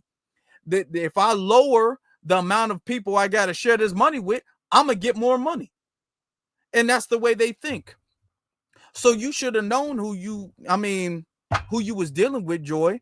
You dealing with people who literally told you, because you didn't come up with that by yourself. They literally told you to be an impediment to Black progress, and you went along with it. You went along with it. You knew for a fact that the Democrats were harming Black Americans, and you was fine with that because you was good. You were fine because you were good. You was willing to use your voice to echo something that was harming us. Okay. You knew what you was doing was wrong. And that's the thing. That's why we don't feel bad for you. Because it's not like you didn't understand Roland Martin. It's not like you didn't understand Don Lemon. It's not like you didn't understand. Every single last one of y'all knew what you was doing. Just like in the Dark Knight, all of them knew they was robbing that bank. Ain't none of them think that money was theirs. All of them knew that they was robbing the bank. All of them knew that they was stealing money. All of them knew that what they was doing is wrong. So then now when the other robber points his shotgun at you, oh, what you gonna do? You a victim now? No, you knew what you was doing was wrong. You knew you shouldn't have been in that damn safe. That's what you get. So yeah, Joy Reid, ain't nobody sorry. Nobody was feeling bad for you, baby. Nobody feeling bad for you. You knew what you was doing was wrong, and you was doing it, and you was happy about it. You was wagging your finger at everybody. You was good. You were fine, and you knew what you was doing was essentially killing Black America, and you was fine with that. So now when you get your pink slip, when they turn this, metaphorically speaking, because we do not condone violence on this channel, let's just be very, very clear. But when they turn that shotgun on you and they say, okay, well, you know what? It's time for you to go, for me to get better. What's her name? What's her name again? Rachel Cutler. When Rachel Cutler turned that gun on you, don't be acting like, oh, I can't believe it. No, you knew what you was doing. And there's no honor among thieves. It's not. So that's what you get. And we can't feel bad. Just like in the beginning of that movie. Did you feel bad for any of the damn bank robbers who got shot? No. Because every single last one of them knew what they was doing. And when somebody betrayed another bank robber and then they got shot, did you feel sorry for them? No. Ain't no honor among thieves. All of them was going to turn on each other, and all of them got. If I recall correctly, ain't none of them survived but the Joker, if I recall correctly. And they all knew what they was doing. Karma is a son of a gun, ain't it? Karma is a son of a gun. Lord have mercy. Getting into some of the other super chats we got going on over here. Cyberdon, he says, hold on, let me get to I think Nisi says, don't change anything, Afro. You are doing TMH warrior work. The most high warrior work. Thank you very much. I didn't know, like, TMH. Thank you. I'm doing it for you guys, for the people. We doing it together. All right. We doing it together. Thank you, sister. Thank you. All right, we got Cyberdon again. He says, excellent broadcast, excellent callers, excellent chat, excellent class. Oh, we elite here. Everybody here. It's been elite the whole night. Thank you so very much. Booming Black Economy again says, FBA has a voice. We were heard loud and clear when we sat Kamala Harris down. Democrats, here shot. Yeah. Democrats, they're shocked. Oh, they're shocked. Yeah. Oh, they're shocked. They see, the thing is that they thought they was gonna wait us out. They didn't think that we was gonna really sit out like that. Okay, they thought that they was gonna call our bluff, and they learned the hard way. Don't call our bluff. We ain't bluffing. We ain't playing. They don't do that. They learned the hard way. Do not do that. We was not bluffing with that couch thing. They was all like, oh, they gonna say, they always act like they mad, but they gonna get out and they gonna vote like they always do. Oh, don't call our bluff. Don't call it. Because now she's sitting up there looking bad. Okay, don't call our bluff. You know who called our bluff? Joy Reid. Joy Reid called our bluff. Ask Joy Reid how that's going. She said, oh, it's going to look real bad. You're going to look real bad if you're on the other side. Kamala Harris, oh, she's the culture. She's a cultural phenomenon. Oh, yeah, she's a cultural phenomenon. Really, you sure? She said, y'all can sit out the vote if y'all want to. We going to see how that turns out. Oh, we see how that turns out. Joy Reid called our bluff. Look what happened. We be telling y'all. We be telling y'all. Kamala Harris called our bluff. Look what happened. We be trying to tell y'all not to call our bluff. Y'all keep doing it. I guess y'all don't like y'all jobs that much. I guess y'all really don't. Stephanie says, with the help of the Mujara spirit is getting them out of the pain. Oh yeah, that Mujara spirit, it ain't playing. We not playing no games. This Mujara spirit is starting to come. It's starting to come alive now. Okay, just like all of that, the seeds have been planted. It's been planted for a long time, and it's been laying dormant. Thank you very much, Stephanie. Appreciate you. It's been laying dormant. Okay, just like our brother was talking about when it comes to Dr. John Henry Clark, and when it comes to Brother Neely Fuller. It's been laying dormant. It's been sprouting up a little bit. You know, that plant that the roots take a long time to really get in there really good and absorb all of the nutrients from the soil. It take a long time, but then they just shoot up. And that's the thing that they didn't expect.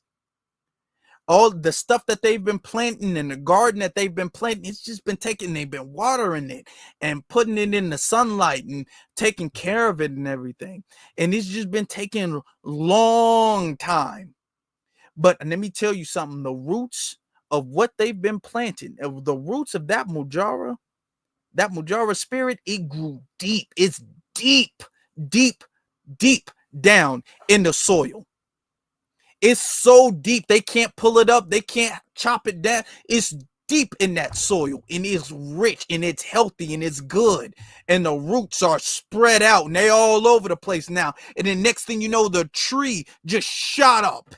It just shot up, and it's huge. It's ginormous. This big, ginormous tree. And there's fruits all over the garden now.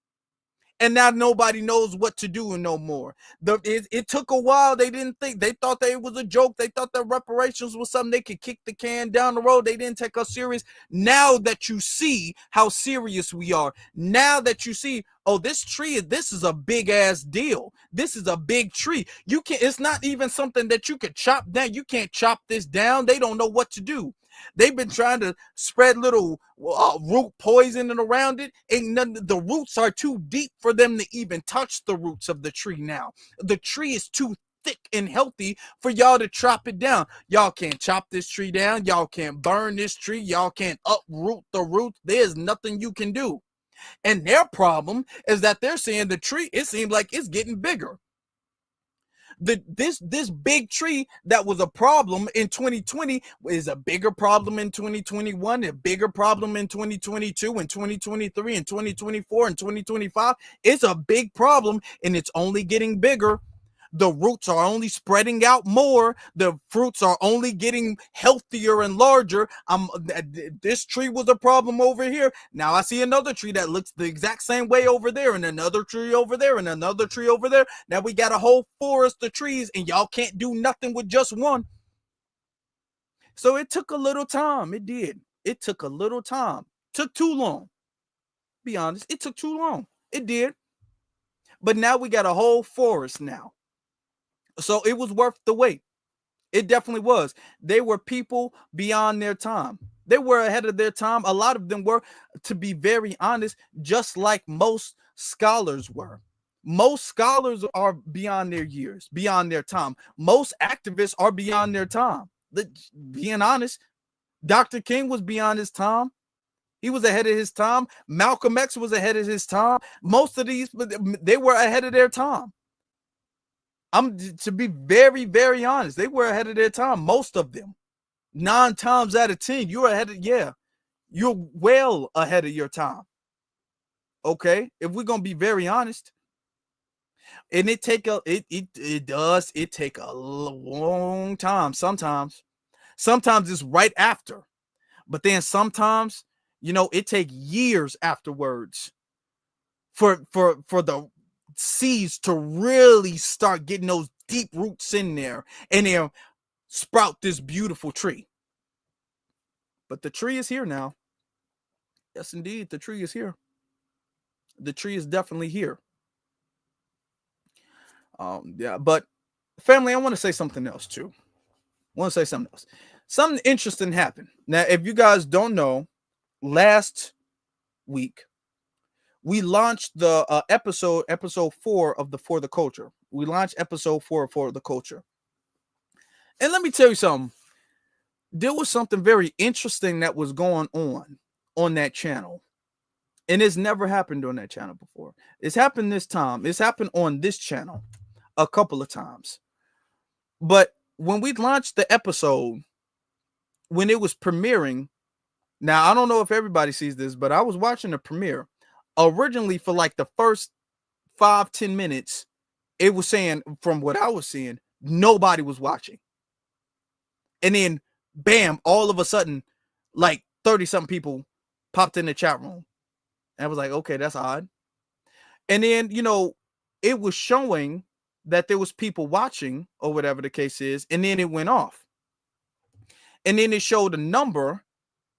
But when I first started watching it, you know what I'm saying? The number was like 300 something or something like that. And it was only showing like 150. And I was like, okay, it's interesting. And then normally, because this happens on this channel all of the time, where when we get off, I promise you guys, I would not lie to you guys. And I've shown you guys my analytics. I'm one of the only people on YouTube who have live shown you guys my analytics. I'm one of the only people who've literally shown you guys that. Most people hide their analytics because most people fake how well their YouTube channel was going, or they fake how their YouTube channel is being sabotaged. I have done that on several occasions, showing you guys my analytics. But it was something odd with the analytics on the For the Culture channel. And then I came back, and then the number only increased. And it was something that I noticed was odd, is it was only increasing on even numbers. And I'm all like, that's weird. And then it was increasing on even numbers, and then it just completely froze. And I come back like an hour later, still the same. 2 hours later, still the same. But the 6 hours later, still. I said, okay. I said, what? Something's really weird going on. And I still think it's like that right now. I posted a couple more clips and stuff like that. And then next thing you know, now it's starting to act a little bit normal, but I'm like, okay, all right. So it was something, and it's never happened before on that. It was something really odd going on over there. I was like, oh, it's okay. But here's the thing. We're trying to develop something. We are trying to develop something that is going to be an avenue, something that we need, because we understand that what we need a black first version of like the Breakfast Club. We need a black first version of these big networks.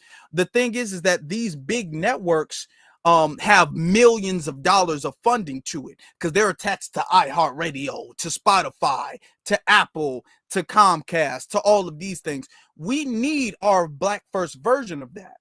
Okay, so that's what we were in the way of developing. But then next thing you know, now we getting all these weird little things. So I'm like, okay, it's fine. Even though Vlad, you know, because he works for the opposition, so Vlad gets a lot of other stuff. But we need channels like that that's different from our individual channels. That's the thing.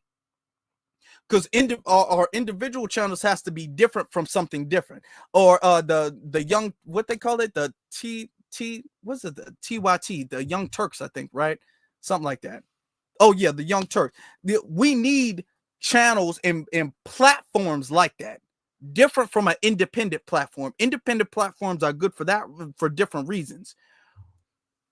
So that's what we're in the way of developing. And we noticed with this episode 4, I've noticed, because I'm literally seeing the analytics, it is so odd. It is so weird. Well, I'm like, okay. I said, it's okay. Because that's how we know we're doing something right. That's how we know we're doing something correct. That's how we know we're doing something effective. That's how we know that. So it's okay. It's all right. It's all right. I ain't tripping on it. If I was new to YouTube, I'd trip on it, but I'm not. Okay, and I've seen it happen with this channel for years now, so I'm not tripping on it. But I do want to let y'all know that that we up against some opposition. But we got another episode coming out this Friday. We got episode 5 coming out this Friday. You know, even though the Young Turks is not really like no big thing like that, but yeah, we got episode 5 coming out this Friday. What we're going to need a lot of support on episode 5 to kind of offset all of the sabotage that was going on with episode 4. We're going to need a lot of that. All right. Because what we need to do is we need to expand and develop to different things. I'm not going to stop being Afro Elite on the Afro Elite YouTube channel, but I also understand that I can also share my, I guess, talent, and I can share that, and I can branch out and create something else over here. So this can be a benefit, but this can also be a benefit. So that way I can operate for the culture. I don't even have to be on. You know what I'm saying? I want you guys to really, I wish I could visualize it and picture it for you guys. All right. I want you to understand that can be something so beneficial over there to so many people just like this. Because we need it everywhere. We need Black empowerment in all aspects of media, not just on an individual level, but we need it on this level. We need it on a platform like a Breakfast Club type thing. We need it on every level. So that's what we're working on. It's going to take some time, and we're starting to run into some sabotage, but that's okay. That's okay. That's all right. But I want you guys to understand we locked in. We locked in, definitely. We definitely locked in. Just like we're locked in right here. Just like we've been saying the entire broadcast is that as the community, we're not going to lose. I want y'all to understand something. They can take this channel. I hope they don't. Please don't. They can take this channel. Do you guys think that if they took this channel, I'm going to be done? Do y'all think that? I hope y'all don't think that. I hope y'all don't think that. I hope you don't. Do you guys think that they would? I'm going to tell you something. Do you know how many channels? I don't know how many, but I know it's been more than one. Do you know how many channels Professor Black Truth had to go through? Do you understand? Do you understand Professor Black Truth had to go through some channels? Do you, Torian Rain had to go through some channels? Do you understand that? That you built the channel up for years and then bam, it's gone. Do you understand that most people, when it's just gone or they face opposition, most people said, I'm done. It's over with. Somebody said at least, yeah, I think it was like at least 2 or 3 professor had to go through. We understand that and we accepted that. We accept that this might be our fate, but we still got to keep going. So if they take however many subscribers I have, if they take that and I wake up tomorrow and it's 0, I'm not done. And I'm not done because this is not about subscribers. Subscribers, the only reason I ask for that, the only reason I ask for likes, the only reason I ask for all of this stuff is because that helps the growth in the expansion of the channel, which helps the amount of good it can do. It's not for me. It's for everybody. It's for the community. All right. But if I woke up tomorrow and I had no subscribers, if I woke up tomorrow and they were all gone and I had 0, literally 0, and I had to start from, if I had 0 subscribers and I had no YouTube videos, if it was just scratched or whatever the case is, if it was gone, I would still be here. And the reason why I would still be here is because, like I've been saying for the longest time, this is not about me. It's not about YouTube. It's not about me being famous. It's not about me being big. It's not about money. Me personally getting money. Us getting money. It's about a change. That's what this is about. It's about doing something that we know will eventually lead to a change. That's what this is all about. That's why I'm here. And I hope that's why you guys are here. I believe that's why you guys are here. That's why we are here, for the change that we know will come in the future. But we understand that the work has to be put in now. Just like with Dr. Claude Anderson, just like with our brother Neely Fuller Jr., the seeds have to be planted now. Now, will we see it going into the future? We may not. But regardless of what we see, regardless of if we ever see this tree sprout up, if we ever see fruits from the apple seeds that we plant, regardless of that, we still got to plant these seeds. If I plant an apple seed today, I got to water it every single day. I might not ever eat this apple seed. I might not ever eat the seed that it bears, the fruit that it bears. I might not ever eat it. I might not ever see it. I might not ever see this tree. There's a lot of our brothers and sisters, which is why I'm glad we had the callers call in and kind of correct what the other brother was saying. It's a lot of our brothers and sisters who literally died, never being able to see the tree from the seed that they planted. They've never been able to see that, but the tree still came up and they did it regardless. And this is what we're here doing now. We're planting these seeds now. So hopefully in the future, we'll be able to eat from the fruit it bears. And I believe we will, honestly, because I don't think we're far away. I don't think we're far away from reparations. I don't think we're far away from a hate crime bill. I don't think we're far away from that stuff. I really don't. I think it's within arm's reach. It's just got to be pushed. It's difficult, but it's within arm's reach. We're not hundreds of years away from prosperity. We're not. I don't think so. I really don't. But I do understand it's going to be difficult. I do understand. I don't think we're far, but if we are far, we still got to keep pushing. If we are far, we still got to keep planting. We still got to keep gardening. We still got to do it regardless. Because if we want to continue this forest, if we want more trees to sprout up like this, we got to plant it now. We still got to do it. And this is why I'm here. Because the change needs to come. Will we benefit from the work that we do? Maybe. Do you think when a soldier goes to war that they think that, hey, I'm going to be the soldier that gets to live after the war? They all don't think that, and they all don't do it. Some of the soldiers go to war and they never get to see the result of a war ending. They never get to see that. So when our ancestors fought in the Revolutionary War and then in the Civil War and then in World War I and then in World War II and then in Vietnam, some of them left. They never came back. Some of our ancestors were taught, if we go fight this civil war, black people will be free. And they wanted to see a land of that didn't have slavery. They never got to see that. Do you understand that? Like, let's really think about that. They never got to see that. When they were fighting in the Civil War to defeat the Confederacy, they never got to see a land where slavery was illegal. They never got to see that, but they still had to fight anyway. Essentially, that's them planting their tree. They were never able to see it, but the tree is still planted. And we today are benefiting and eating the fruits from the tree that they planted with their sacrifice. That's what we're doing. And that's what we have to do. Because that's the Mujara spirit. That's our culture.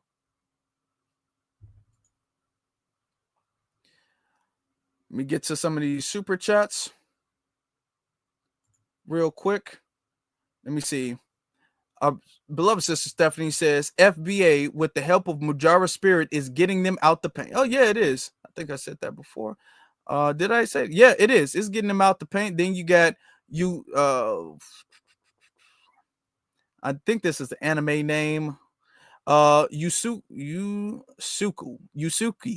I think it's Yusuki. Yusuki sends some super chats, a few $3 super chats, then a $2 one. Says, I love to support my certified FBA media. Thank you so very much. I appreciate you. Thank you. I appreciate you. Thank you so very much. And then Dominique sends a $20 super sticker. Thank you very much, fam. I appreciate you. Thank you very much. But yeah, that's the job. We have a job to do because we have a result we want to see. But more importantly than us wanting to see the results, we have a result we want to happen. We almost have to divorce ourselves from even the desire to see it more than the desire for it to happen. Because when you have a desire for it to happen more than you have a desire for you to see it, you will make sacrifices for it to happen that you wouldn't make if you wanted to see it. See, if you want to see it, you're not going to risk everything for it. But if you want it to happen more than you want to see it, then you will risk everything for it to happen. That's the mindset that we have to get on. When our ancestors fought to end slavery, when the brothers in the Dismal Swamp and Nat Turner, when they fought against their slave masters, they had a desire for it to happen more than a desire for them to even live to see it. And that's that Mujara spirit that exists within us. That's why we're doing what we're doing. That's why we can't lose. We won't lose. We haven't lost in hundreds of years. I want you guys to understand the system of white supremacy has been oppressing us for centuries. And they are surprised. They don't know how we've made it this long. Every single day, they got to fight us and be all like, how much fight do they have left? They think to themselves like, we've beat most of the world. How are we not beating them? How can we beat somebody in another country and they're completely subjugated? They completely acquiesced to our demands. They completely surrendered and we can't beat them. How? We got to deal with a couple of little skirmishes and rebels over here, but this entire group of people we can't beat. How are we still fighting these people? We've bombed these people, we've flooded these people, we stole these people's lands, we kidnapped these people, we've stripped their humanity away from them, and we still gotta fight them. That's like a boxer, and it's literally like this. It's like a boxer, and your gloves are fixed, and you got your gloves, you got some like metal or something like that, and your gloves are fixed, and you keep boxing this person, and you have the advantage. You boxing them, you fighting dirty, and you knocking them down, and they keep getting up. You trying.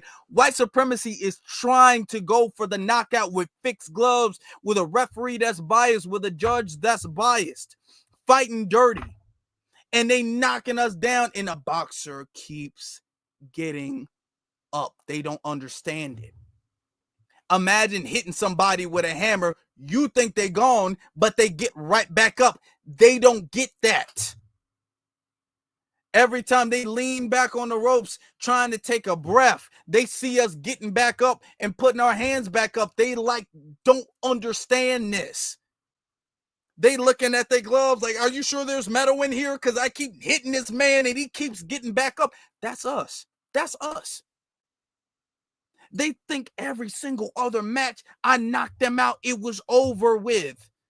How will you keep going the rounds? I keep hitting you. It is fixed. I should have been one. I want you guys to understand something.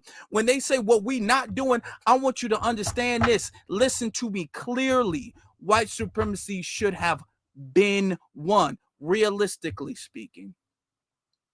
Realistically, with all of the odds in their favor, white supremacy, the system of white supremacy should have been won. It should be unchallenged. Okay, realistically speaking, it's only for us the miracle we keep getting up. And we keep getting up and fighting. And not only are we fighting, we get a good jab in there or two.